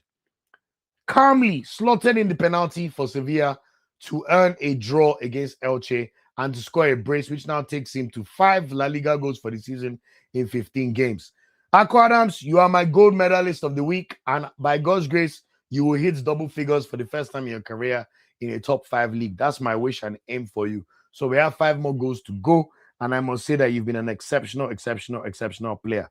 Now, in the ones to watch, since now international football is over, there's no competitive Nigeria game until September when the AFCON qualifiers resume.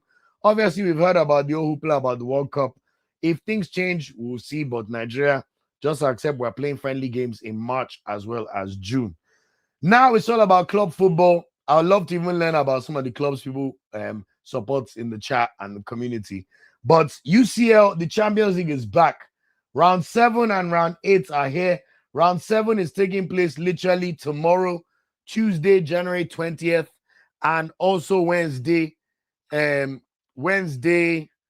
January 21st. And then we'll have the final round of Champions League games literally take place next week as well. So literally by this time, in 10 days' time, we will know exactly who the top 8 teams in the Champions League groups are. who qualify automatically to the round of 16. And then we will know the teams placed from 9th to 24th who will play each other in the round of 32. And then whoever wins from that, the 8 best teams from there will then come and meet the big boys in the round of 16. I already know my Arsenal were safe and assured. We're top of the Champions League. We've literally won all our games. 6 games, 6 wins. Even if we lose to Inter at San Siro tomorrow, we will still be top of the league unless we somehow have a goal difference swing of -5 to Bayern Munich. So really exciting. But in terms of the Super Eagles players playing in Champions League, you should be aware about tomorrow at 3:30. Maybe Onyedika will literally be in Kazakhstan as Club Brugge play an away game against Kairat Almaty. This is a massive, massive game for Club Brugge. Remember the last Champions League, they made it to the round of 16 after beating Atalanta before they were bundled out of the tournament. This time, they've struggled a lot more. Right now, Club Brugge are currently 31st out of 36 teams. They have only 4 points from their first 6 games, and they need to make sure they somehow win tomorrow to have any kind of chance of making it into the knockout stages. So big game for them. That's going to be at 4:30 p.m. Nigeria time tomorrow, 3:30 p.m. time, UK time. We will then see Bruno Yemechi back in Champions League action. We already know how amazing he's played. I hope he gets straight back in starting lineup. Olympiacos are hosting Bayer Leverkusen, who have Nathan Tella. Now, we know that Nathan Tella got injured, so it's likely he may not play in that game. But Bruno Yemechi will definitely be playing. Olympiacos are 29th out of 36 teams. So they are also in a precarious position where they need to win this game by any means. They have only 5 points, 1 win, 2 draws, and 3 losses. So if they want to stand any chance of making the knockout stages, they have to beat Leverkusen at home. Leverkusen as well, currently in the knockout stage groups, but they have 9 points and their position is very precarious. So they need to win or draw to assure themselves of getting into the knockout stages too. So that should be a tasty game. That'll be 9 p.m. Nigeria time as well, 8 p.m. UK time. We will also see George Lenny Kenna's Monaco go away to the Santiago Bernabeu to play Real Madrid. Monaco are 19th, so they also need some work to make sure they qualify for the knockout rounds. And it's likely they'll lose that game. But those are the games on Tuesday involving Nigerian players. Apart from the Nigerian players in action, we'll see Bodo Glimt host Man City. That should be an interesting game. 6:45 p.m. Nigeria time. FC Copenhagen host Napoli at home. Of course, we'll see my Arsenal go to the San Siro to play against Inter Milan. So that should be an interesting game. And then we'll see Sporting Lisbon host PSG in the Jose Avalade Stadium. Tottenham host Dortmund at the Tottenham Stadium. This is a very precarious game for Thomas Frank because he's very close to being sacked. So that should be a very interesting one. And we'll see the battle of the failures. Villarreal and Ajax, 35th versus 34th. Literally, none of these teams have any chance of making it to the knockout round unless Ajax somehow win. But that game should be more for players to get Champions League appearance fee and just hear the music because they've been absolutely woeful. On Wednesday, we will then see Super Eagles superstar Victor Osimhen. Galatasaray hosts Atletico Madrid at home at the Rams Park Stadium. Galatasaray are currently 18th in the table. They've played 6 games so far. They've won 3 games and they've lost 3. So it's an interesting position that they're in. Atletico Madrid, of course, will be a very tough game for them. But Galatasaray know that they need to win this game just to assure themselves of qualifying for the knockout stages. Yes, it's likely that they will still be bundled out in the knockout rounds because you cannot do more than who you are if you're Galatasaray, which is why it still baffles me that Osimhen went there. And also, their final group game in the Champions League will be away against Manchester City. So it's very important that they somehow win this game on Wednesday night. That game will kick off 6:45 Nigeria time, 5:45 UK time. And by God's grace, Osimhen, who already has 6 Champions League goals and is the joint second top goal scorer with Erling Haaland on 6 goals. Mbappe is number 1 with 9 goals. Hopefully, Osimhen can add to his goal tally and drag Galatasaray to a much needed victory. Whatever happens, make sure you do not lose that match. So that'll be interesting to watch. We will then see Ademola Lookman. AFCON Lookman has come. He's ready for a big 2026. Atalanta, who are already pretty much home and dry in Champions League, out of their 6 games, they've won 4, they've drawn 1 and lost 1. So they're pretty much assured of making the knockout stages. But now they just want to make sure they qualify as one of the top 8 teams so that they can avoid playing the extra 2 games in the Champions League. Atalanta host Athletic Bilbao at home.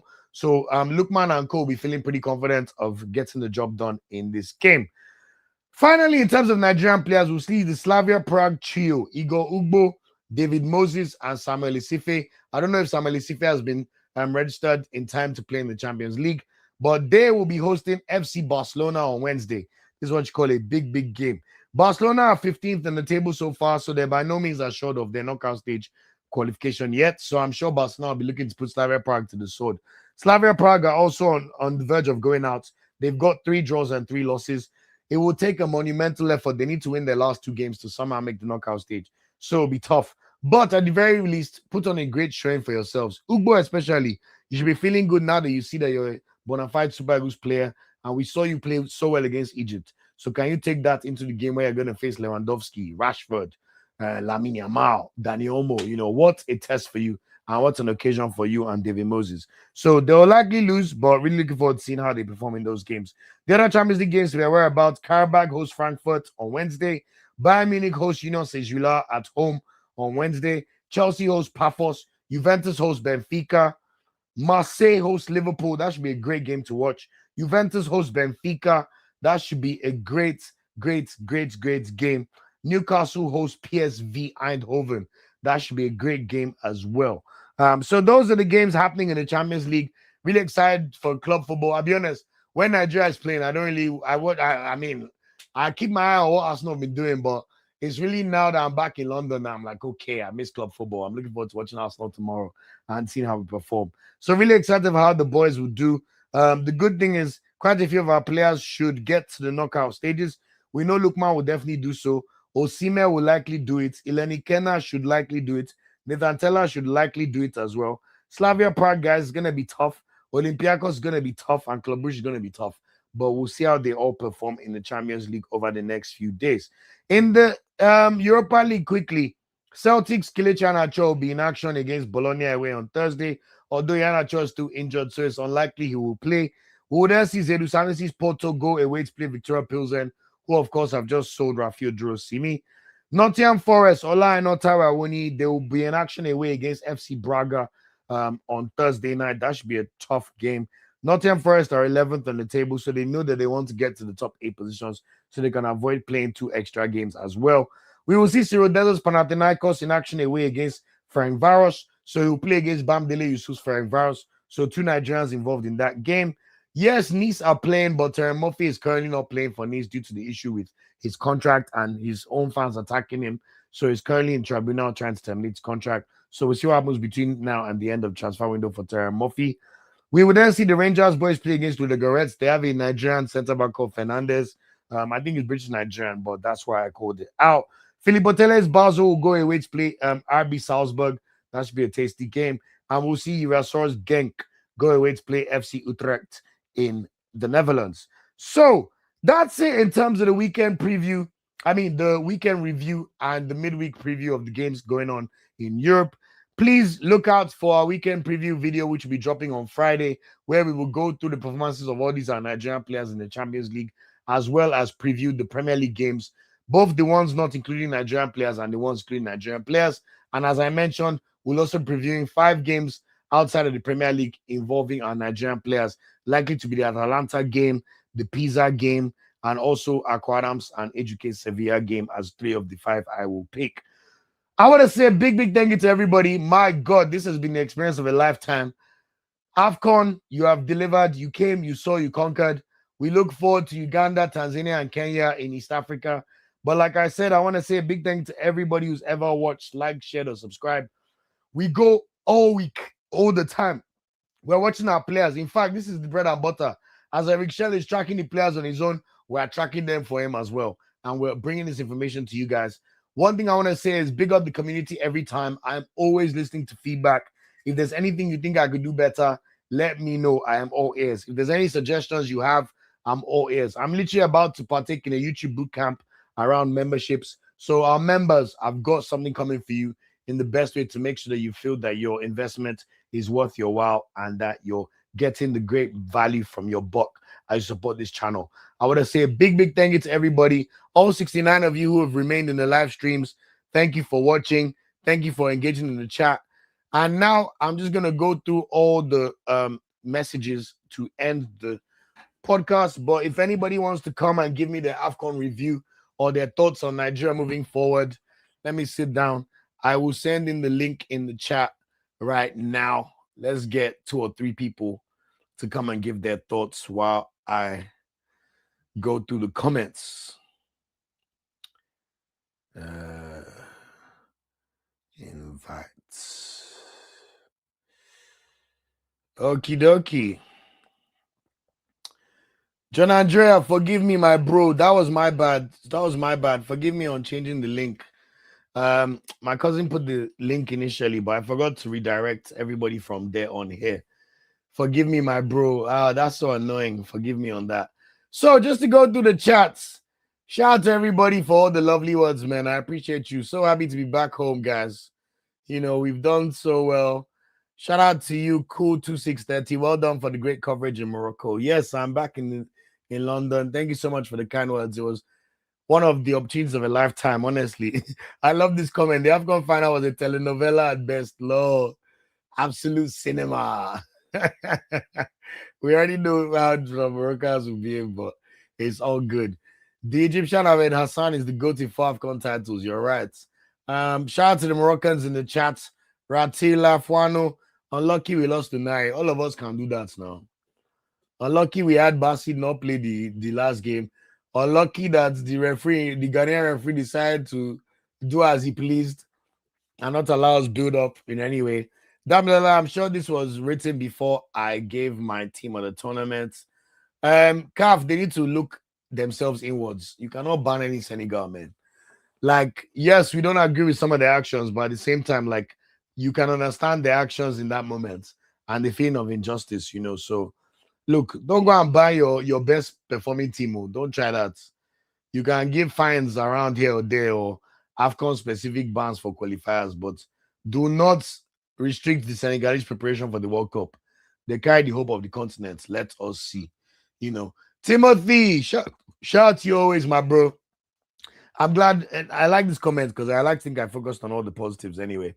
Super Eagles played well. Yes, we're now ranked 26th in the world. Congrats to Eric Shell. In fact, we should be top 10. We should be top 10. That's where I feel we belong. That dear story, guys, we're not even going to entertain it. But the karma was funny, man. But one thing I'm really, really happy about is the fact that the tournament was decided by a great goal. I love that Pap Gay strike so much, man. And he deserves it. Timothy says, Moroccans played a good game, but my fear of them not converting against strong opposition was validated. You're right. Imagine if they had an Osimhen in their squad.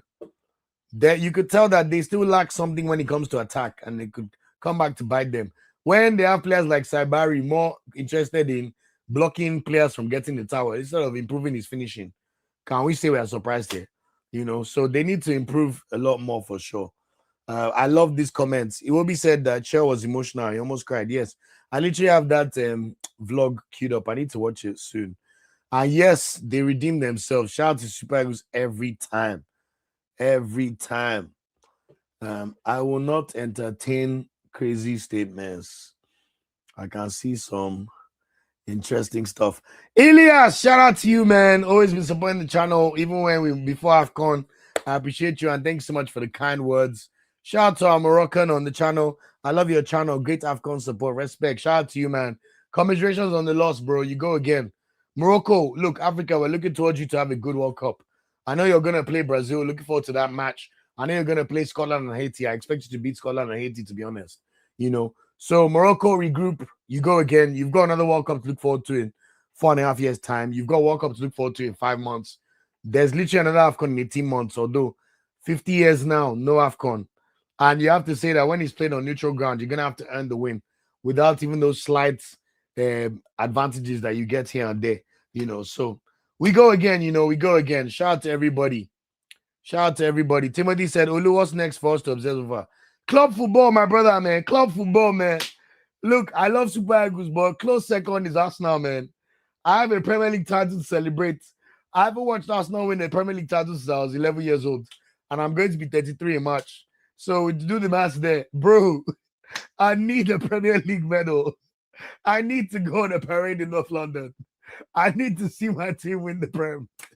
I needed to stop all the Arsenal like comments. Look, I need it more than you can believe.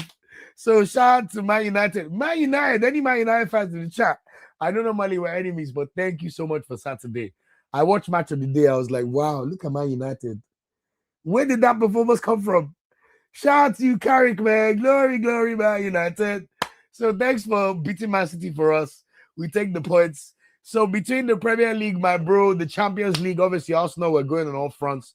Even the Carabao Cup, we're 3-2 up against Chelsea as we come to the Emirates. FA Cup, we're into the next round to play another non-Premier League team. So I'm excited, man. I'm excited. There's always football to watch. I'm excited to see how our players perform. We'll keep obsessing over their performances for their respective club sides. That's something that I really, really enjoy. And that's what even made me start this channel. So we'll never stop or abandon our players. That's why I called it Nigeria Football Weekly. I have another channel I'm preparing called Africa Football Weekly, which I may use for the World Cup. Because obviously I want to spread this knowledge. It's not just Nigerian football I watch everybody, But the obsession will remain our boys, their club sides, and of course my personal club, Arsenal, and how we're performing in football. Step Monique, shout out to you, man. Says if you're ever in Nigeria, I'll use suya, pepper soup, and stouts.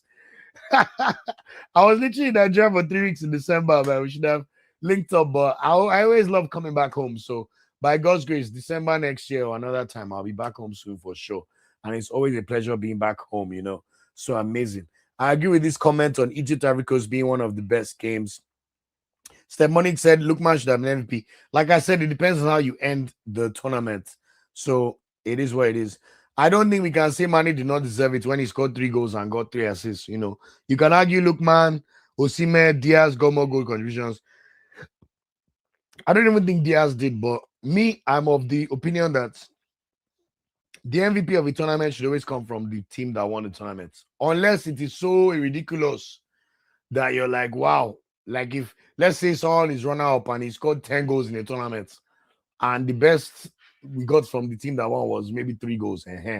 But Mane put himself in the conversation, so I don't think we can sniff at his medal. Stephanie said, why didn't they give us our bronze? I think because our players went back to their clubs. I don't know why they didn't just present it to them on Saturday. Because I'm sure I've seen them give bronze medals on the day of bronze medals. Nigeria, we've won 9 bronze medals. So I used to collecting bronze. I'm sure they've given bronze medals the day before, the final before. So I don't know why they did not do that. So it is what it is. What did this American drop in conspiracy? Come on, bro. Your country has not won an AFCON in 50 years. And you want me to believe he missed the penalty on purpose? I'm not naive. I was in Morocco. I know how desperate the country was for the AFCON. There's no way they give you the last kick of the ball and you miss on purpose. Impossible. I don't believe that. Mike says Olu no like Sakshi. Sakshi, is that not Tunisian? Tunisia went out in the round of 16. There's no way we can mention them as team of tournaments. No way, no way, no way. Shout out to you, Nelsie, again. I just need to show this again, man. My bro, you're too much. Wow, $50. I'm so flawed. God bless you, my brother. Morocco are now ranked number 8 in the world. Congrats to Morocco. Yes, I love that they've shown their consistency for the African continent. That's really, really good to see. Senegal are now ranked 14th in the world. No, 14th in the world. They've gone up 5 places after the AFCON. Senegal and Morocco have always been in the top 20 for at least the past year and a half. In fact, what I like impressively about Morocco have been so consistent, which is why they don't need to do all this conspiracy behavior.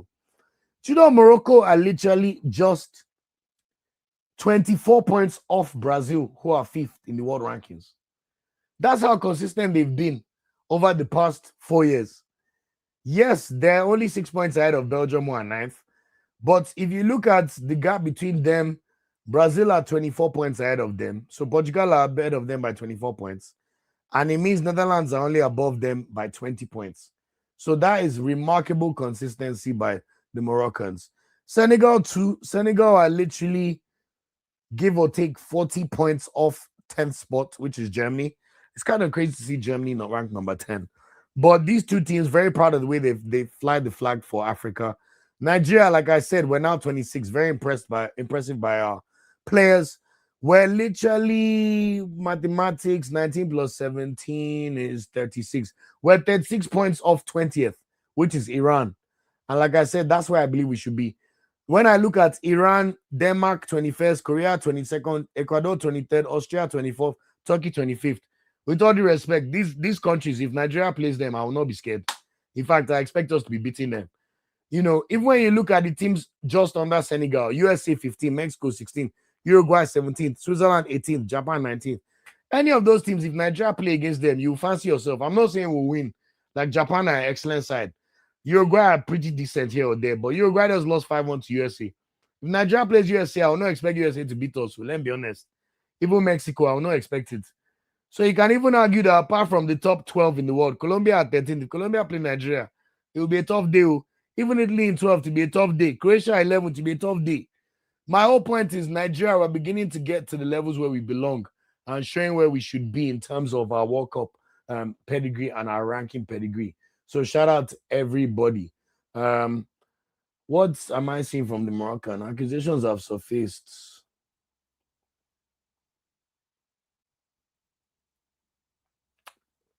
AFCON was incredible. AFCON was incredible. I don't want to hear anything. This is what this is a ridiculous comment. How can a Moroccan say that the whole continent was against you? Everybody was happy with Morocco. Look, we loved the way you staged the tournament. We love your facilities. We loved your people. You guys even showed us love. People just don't like people trying to cheat. That's all. Like, there's no reason Morocco should have tried to cheat or get favors. You do not need the favors. Your team is too good for all of that. And that's where people have to then look at you guys and say that was unnecessary. Morocco cannot say that they were the most sportsmanship country. That's a lie. That's a lie. We have to be honest. The penalty they not give against Tanzania, the penalty they not give for Mbuemo, even Nigeria decision making by the Ghana ref.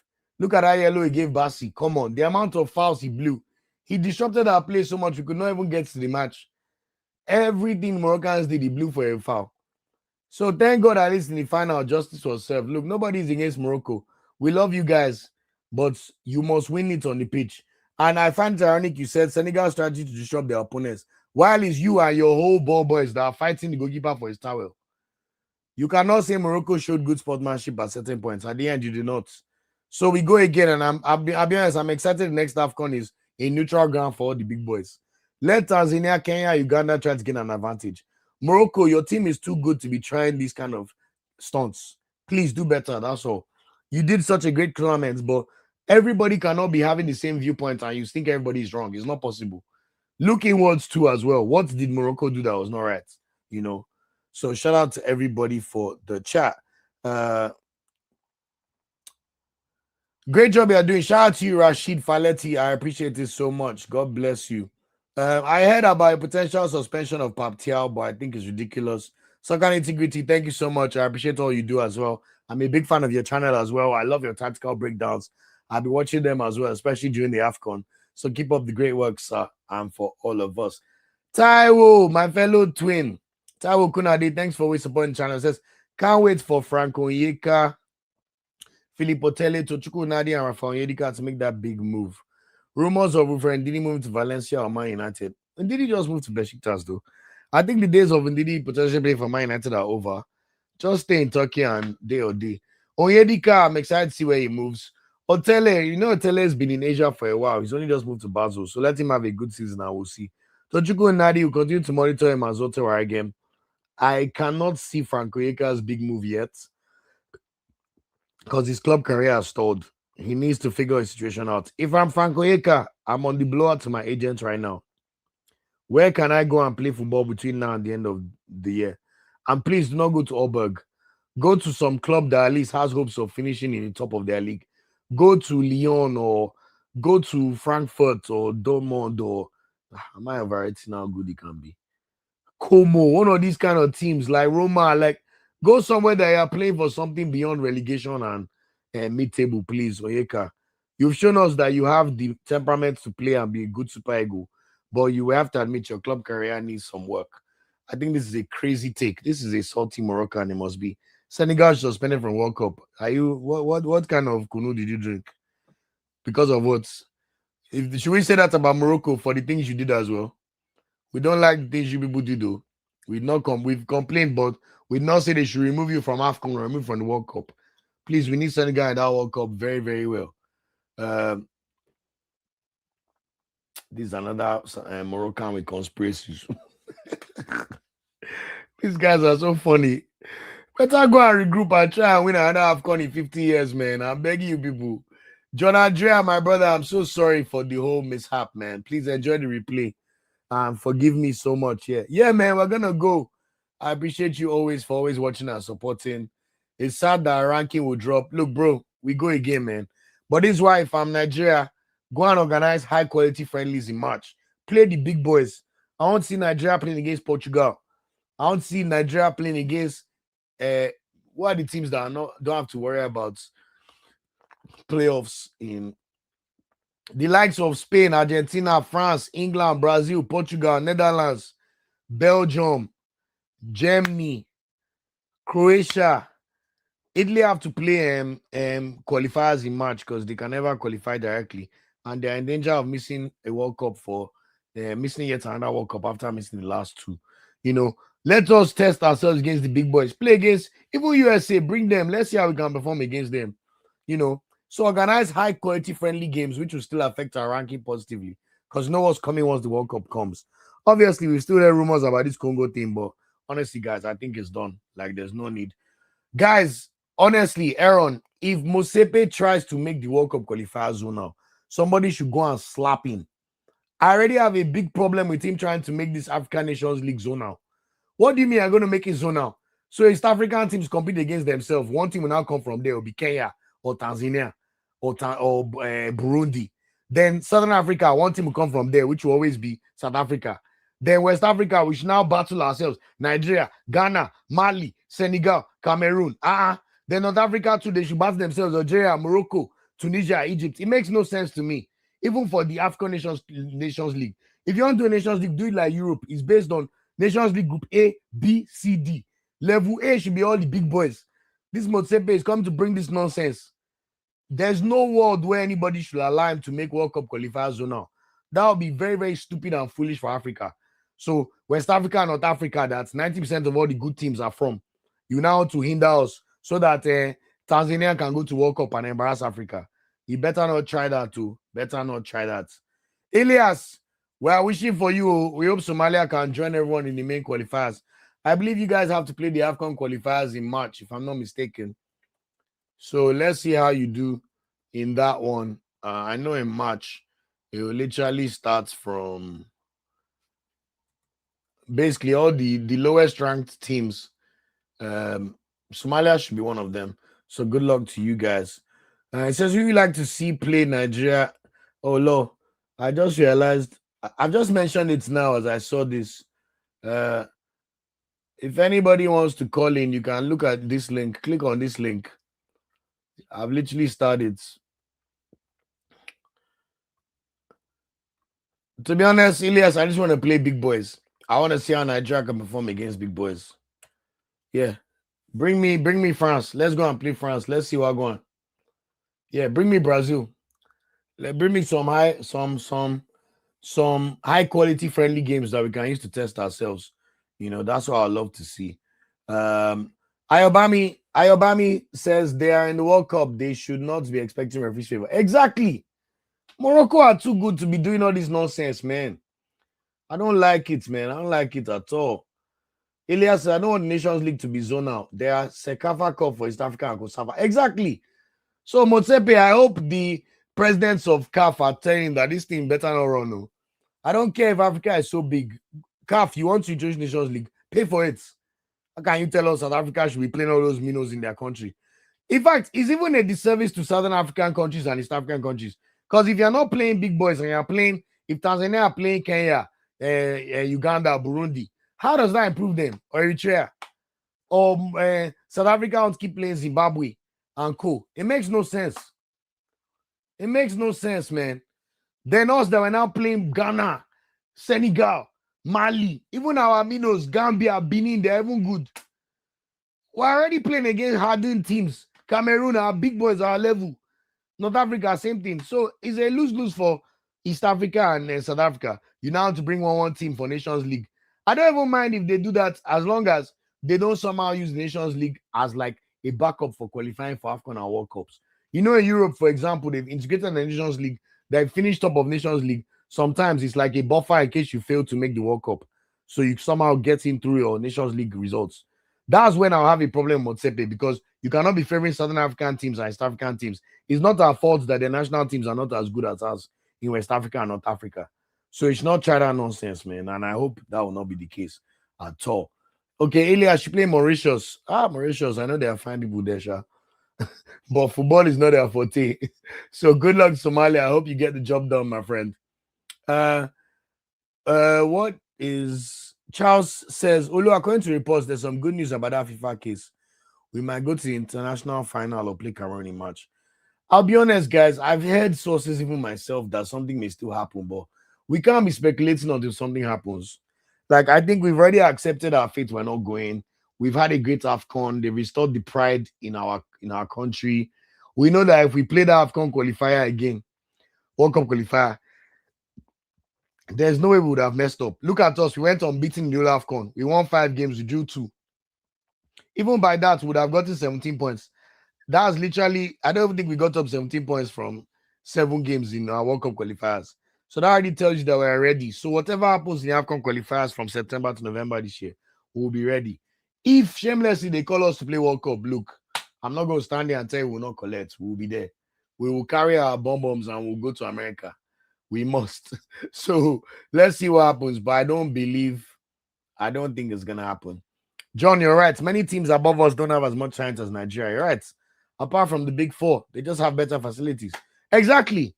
In fact, if we even look at the FIFA World Ranking hype based on like their ranks, I think that buttresses your point even more, John.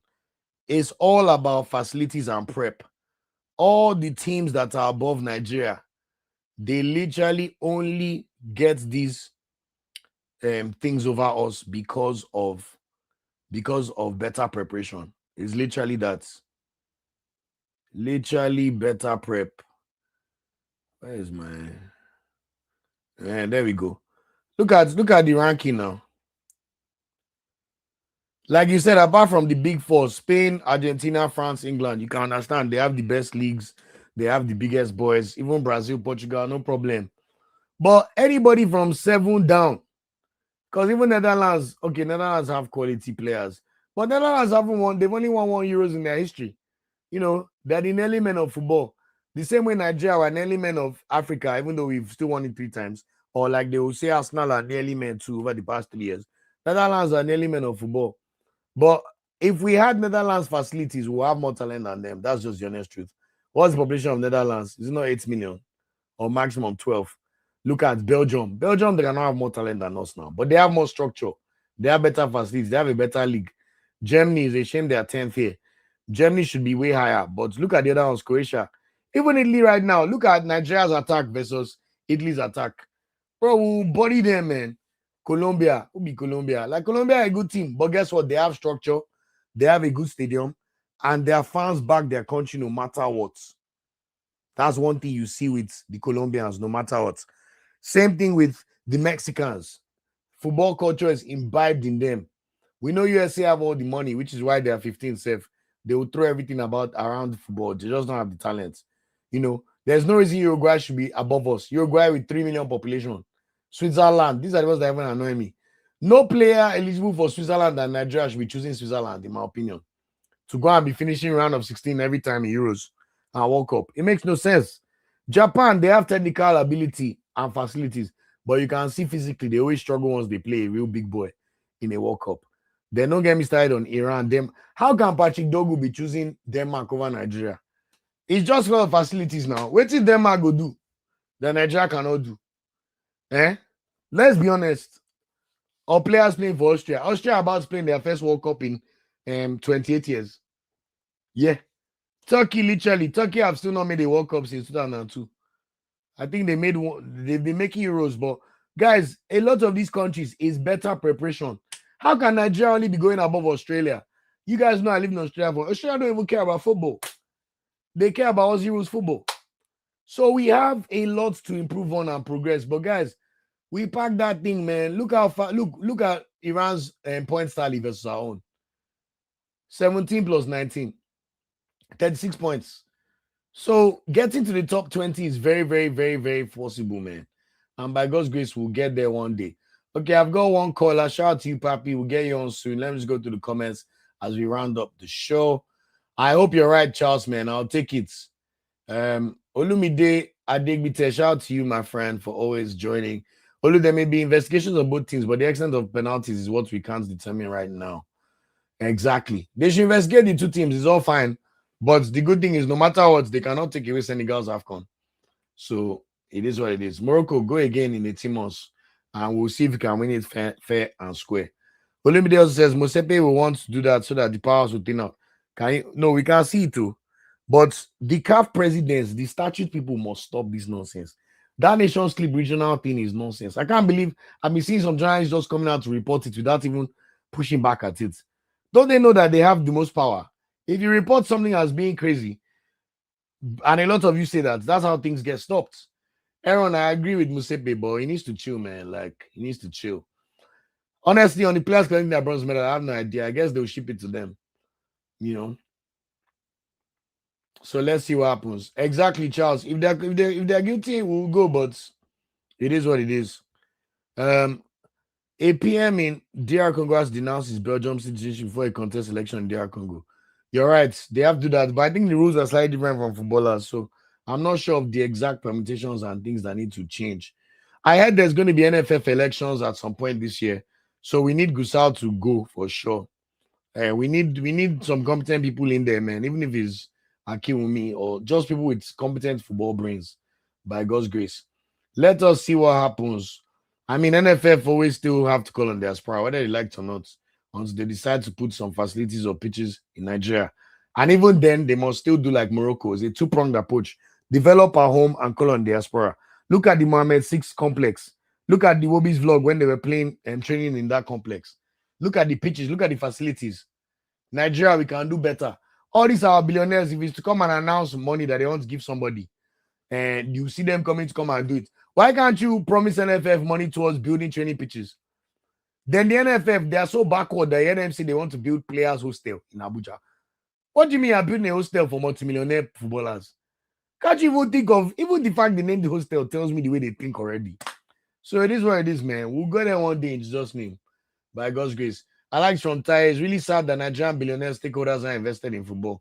Yeah, we need to get them to do it. They should stop promising money for getting to AFCON final. Put your money where your mouth is. Let's get Dangote as one of the big sponsors of NFF. Although those ones, they even need to make sure they hold NFF to account. NFF will now come and put your sponsor name in one shabby background in Uyo and tell you that they are doing press conference. Very disrespectful people. Even churches in Nigeria can make better backgrounds. I'm telling you, they make me so angry. I like this. Exactly, Elias. How can people be choosing Denmark or Austria over Nigeria? With all due respect. Yes, they have facilities. Okay, I've heard about this Austria dual nationality thing, Sha. Fair. But Denmark is the one I cannot get, Sha. Cannot be choosing them. They should play for Denmark, oh, no problem. Oh. But my point is, Denmark and Nigeria, football pedigree, I know we're back. Yes, they won €1 one time. And they beat us in France 98 to make quarterfinals. But that lily white country, they will never love you, Dogu, like they will love you in Nigeria. So it is what it is. Final two, NFF go chop order. Don't mind that man, you man. That guy, story man of the highest order. Exactly, Lumide. African football powers is West and North. Cameroon in Central Africa. We can even add Cameroon to us and even collect Cameroon as one of our people, West Africa. But fully, I totally agree. Okay, guys, I've been talking for 2 hours. I want to say a big thank you once again to everybody. Shout out to everybody who's watched this episode. I hope you have liked. I see that we've had over 80 viewers at different points. I cannot check the number of likes we got. But please, guys. Where's my output? Where do I check the likes? Please give me a like. I'm begging you guys. That's all I ask. Obviously, super chats, we won't say no, but I appreciate the love already. You guys are And you give us the feel. 40 likes, just 40. Come on, guys. We could do better. We could do better than 40 likes. Come on. If you're watching this now, please like now. Thank you. There's 78 of you. So that means there's 38 people that do not like the video. Please like the video. Thank you so much. Shout out to Nelzy, man. I appreciate you. Nelzy says, our women are one of our greatest exports in football. Exactly. Gone to every single World Cup. Look at the last World Cup. We literally lost England on penalties. We beat the host Australia in their house. That's how powerful our women are. 10 AFCONs. Literally about to win their 11th AFCON. And mind you, they won 2 before it was even called the AFCON. No. That's how good they are. Shout out to you, Soccer Integrity. Much love always, man. Thanks. Keep doing your thing as well, man. I'll be watching the next drop as well. Shout out to you, Olumide. Good job. AFCON was great. More drama in Kenya, exactly, but we'll be there. And I'm glad that all the big boys, we can all have equal footing. So let's see how it goes. And love from Houston. Shout out to the Houston tribe. Shout out to the Houston tribe. I need to still visit Houston. I heard our Nigerians are, that's a nice Nigerian hub over there. Shame we won't be there for the World Cup, but if we make it there, we'll come back again. Okay, just before I bring on Papi to round up the podcast, I want to say a big thank to everybody for watching. Oluoke signing out. AFCON has been a movie, one of the bucket list moments of my life. Being able to go to Morocco to cover the Super Eagles, obviously doing the group stages in Nigeria, getting on Sporty TV, meeting so many people, so many journalists I respect, whether it's Omar or Austin Ackman from Channels TV. Official swore she was so complimentary and so kind. Keep doing your thing. I saw the video of her calling out the Moroccan journalists for being bad sports today. God bless you for all you do. Shout out to NFF Director of Communications. Shout out to AY Sugar, NFF Media Officer. Shout out to Promise, NFF Media Officer. Everybody I met. The amount of links I've been able to make and people I've been able to break bread with and have a good time. It's been amazing. Amazing. Like I said, we keep following players in their club careers. And us now, it is time. It is time. So shout out to everybody. Please remember there's going to be a weekend preview episode dropping on Friday. We're back to club football. That will all be there. We are not going anywhere. And of course, we look forward to women's AFCON. And if anything changes with this Congo decision, we'll of course bring it to you. All right, Papi. Let's give Papi 3 minutes to end the podcast. Hey, Papi, how's it going, my bro? Well, go on, brother. How you doing? I'm good, thank you. How you feeling? Man, AFCON drama. This was really a movie. Cinematic. Man, it was a movie. It was a movie. First, I want to say well done to you. Thank you so much, my brother. Man, talking for 2 hours, bro. I need to send you Chiuzubu. For the love of the game, my bro. For the love of the game. I'm telling you. Anyways, first, let me just say this AFCON thing. No matter how prepared or how sweet you organize something, especially when it comes to soccer, officiating matters. Exactly. And officiating in this competition, I won't say it's really on point. It is really sad, and I feel my opinion though anybody could be um, could have any other thing. Moroccans, or North Africans, they just have this spirit, this sour spirit. So I mean, they are sore losers. They don't like losing, so they just go crazy. They just go wild. And I feel it is high time we pin it out. You do not have to host to win by force or by crook.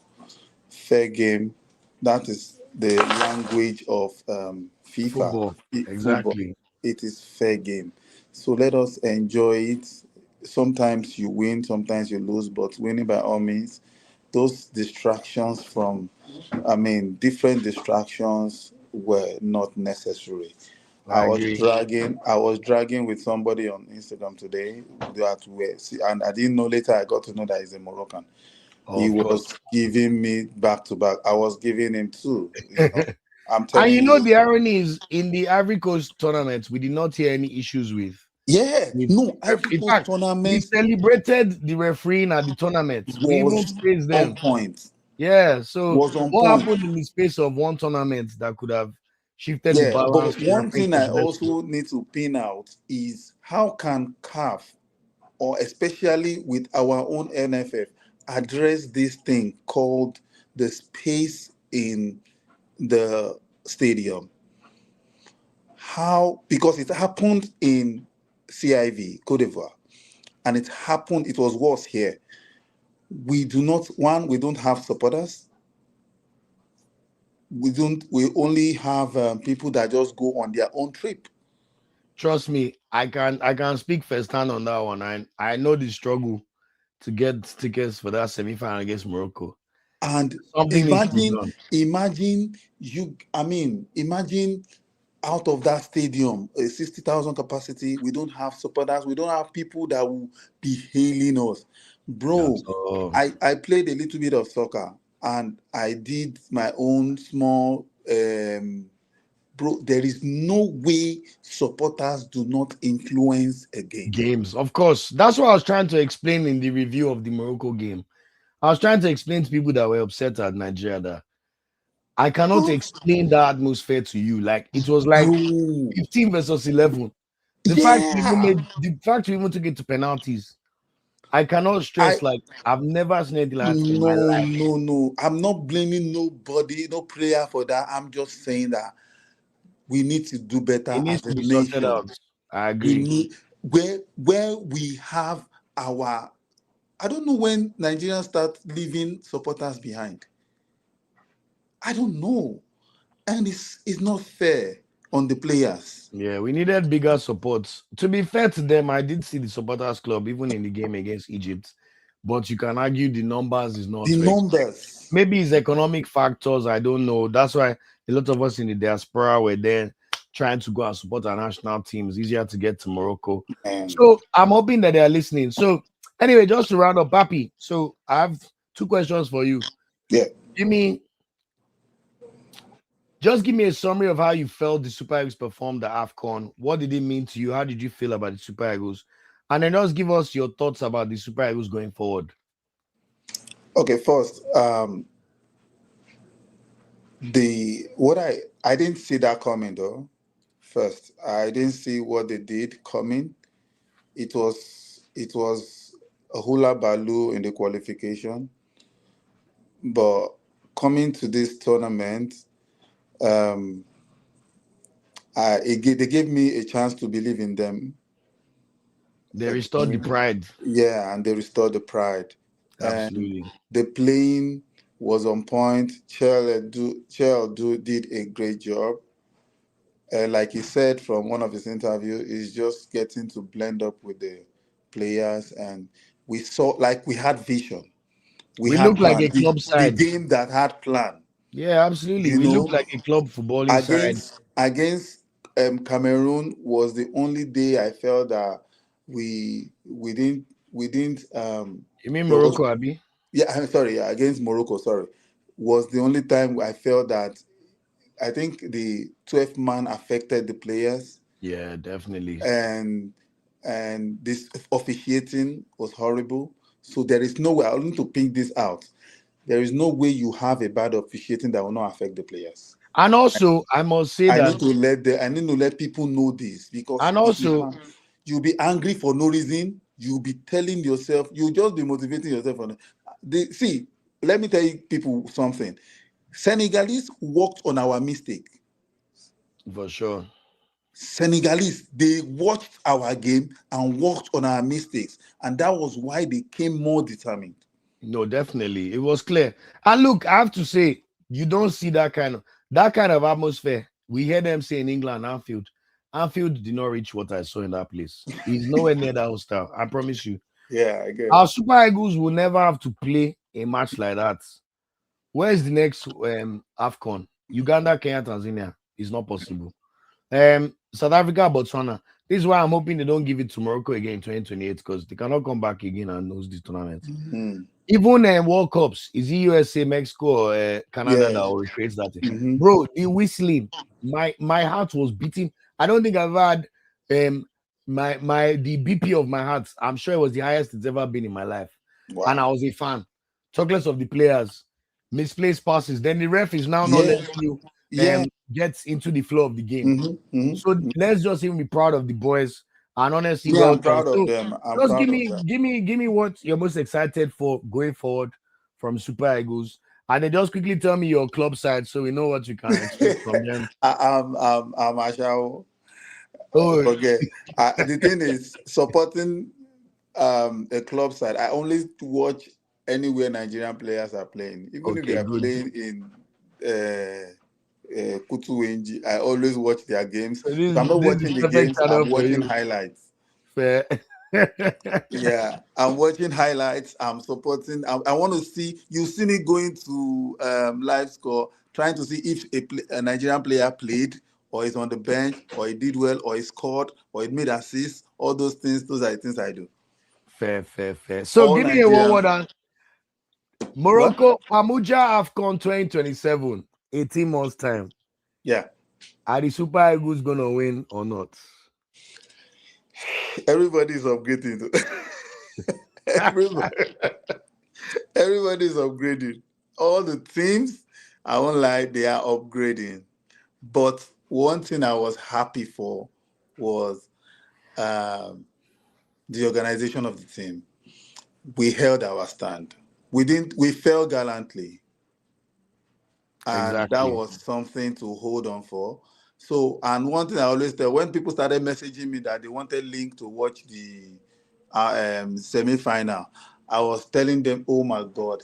Do you know the problem? People don't believe in us a lot. Fair weather But Nigerian fans. You know me, I'm always tackling them.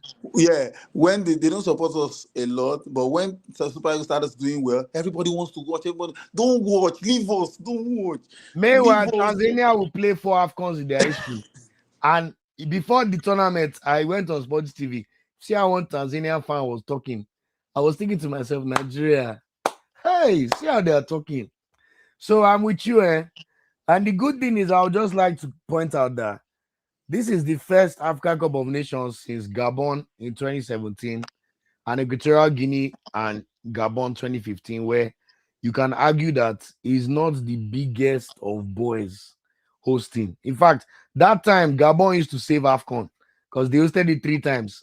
They did Equatorial Guinea and Gabon in 2012, then South Africa 2013 when we won, then Equatorial Guinea Gabon 2015 again, and Gabon 2017.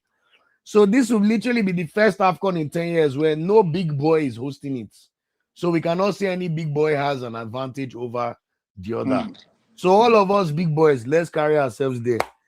Attack versus attack. Let's go. Yeah, And makes let's see who's sense. gonna win. Let's go and figure it Band out for on a band, neutral let's see. ground. So I'm excited to see how On Super a Eagles neutral perform. ground. So I want to say big thanks, man. Papi, it's now 3:15 a.m. Thanks for all the Wow. support. Thanks for everything, my brother. Thanks for Yeah. joining. We appreciate it. Don't take it for granted. Thank And you. obviously, we'll see you on the next one. And by God's Always. grace, Super Eagles will be Always. I'm famous. a family now. Thank you so much. God bless you, my bro. Much love. Signing out. Yep. Soccer integrity. Wow. What did I do to deserve this? Thank you so much for the super chat. Like I say to everybody, may your cup never run dry. May God continue to bless you. Whatever, everything you desire over the next year and beyond come to pass in the mighty name of Jesus. As you've blessed me, so you shall be blessed in the mighty name of Jesus. God bless. Okay, final 3 comments before I sign out. One's about the North Africans' hostile environment. You're right. We've always heard about this in Champions Leagues. Olumide, I appreciate too. Nigeria, Tanzania, and Cameroon all exposed Morocco. Well, Tanzania and Kenya, we're looking forward to coming back, and Uganda. I know Tanzania have a very good football culture. They have one of the top 4 leagues on the continent. So it'll be exciting to see how they host the tournament. And also, they love our music there and in Kenya. So I think from an Anglophone uncle, I'm looking forward to the benefits. And finally, Ronnie Pickering said, Allah is the best planner. Morocco didn't deserve to win after all that. Yeah, I agree, man. Like, look, ball doesn't lie. Let's put it that way. And that's exactly what we saw. So, guys, Oloke signing off here. Thank you to everybody for what an exceptional AFCON. We've been going for 33 days, and I had to come and do an AFCON review. I know some people wanted us to be on yesterday during the AFCON final, but I watched it I just wanted to watch the match and chill, man. After flying out, I took a 3 a.m. flight from Morocco immediately after the Saturday game. But thanks for making this all worth it, for all the support, every like, every share, every subscription. It means the world to me. Thank you so much. Like I've said, please do not go. Stick with us. We cover our players all the time. And in fact, when I'm doing those ones, I have more time to even debate the proper club football and all of that. So stick with us, and we're not going anywhere. Remember, we're at Nigeria Football Weekly on all social media channels except Twitter, where we're at NFWPOD. Remember, I'm giving away this jersey for free. Courtesy of, I got this in Casablanca, free. You can see the tag. Super Eagles. These are Super Eagles jerseys that brought us back some love and respect. All you have to do is make sure you subscribe on YouTube channel and follow us on TikTok, Instagram, and Twitter. That is it. Thank you guys so much. I've been your solo okay. Pray for my house now. I'm sure we'll do well. Pray for the Super Eagles boys that return to their club sides. Now we have a structure of a national team that we can look forward to. Pray for the young boys coming through, whether it's Christian Uches, Akisomi Rose, Duro Simiz, Chibike Waiwus. We're tracking all of them. And by God's grace, Super Eagles, next one. We've collected 2, second and bronze. It's time for gold now. But thank you guys so much. I want to say a big thank you to everybody. I'll see you guys. Watch out for the episode dropping on Friday. That will not be a live. That will just be a normal published video. But let me know if you guys like these lives. Because normally when I do the club sides, I record the videos, then we drop them Tuesday morning. But I quite like the idea of maybe going live every Monday evening, especially because of the interaction elements. I think we're getting better at it. Thank you guys for making this all worthwhile. We'll go and buy equipment and do it all. And I'll see you on the next episode of the podcast. Enjoy the Champions League tomorrow. Enjoy the football. And once again, thank you, Eric Shell, for not shaming Super Eagles. And shout out to all the players. If you ever see this, we're proud of you. We go again, and we see you very, very soon. Take care. Peace out. Have a wonderful rest of your evening. For my friends all on the East Coast and to the left of us here in London, enjoy your evening. Have a wonderful one. If we have any people in Australia, have a great morning. And if there's any other crazy people still up at 3:19 a.m. in London or Lagos, have a fantastic night. Oluoke signing out. Take care and peace out.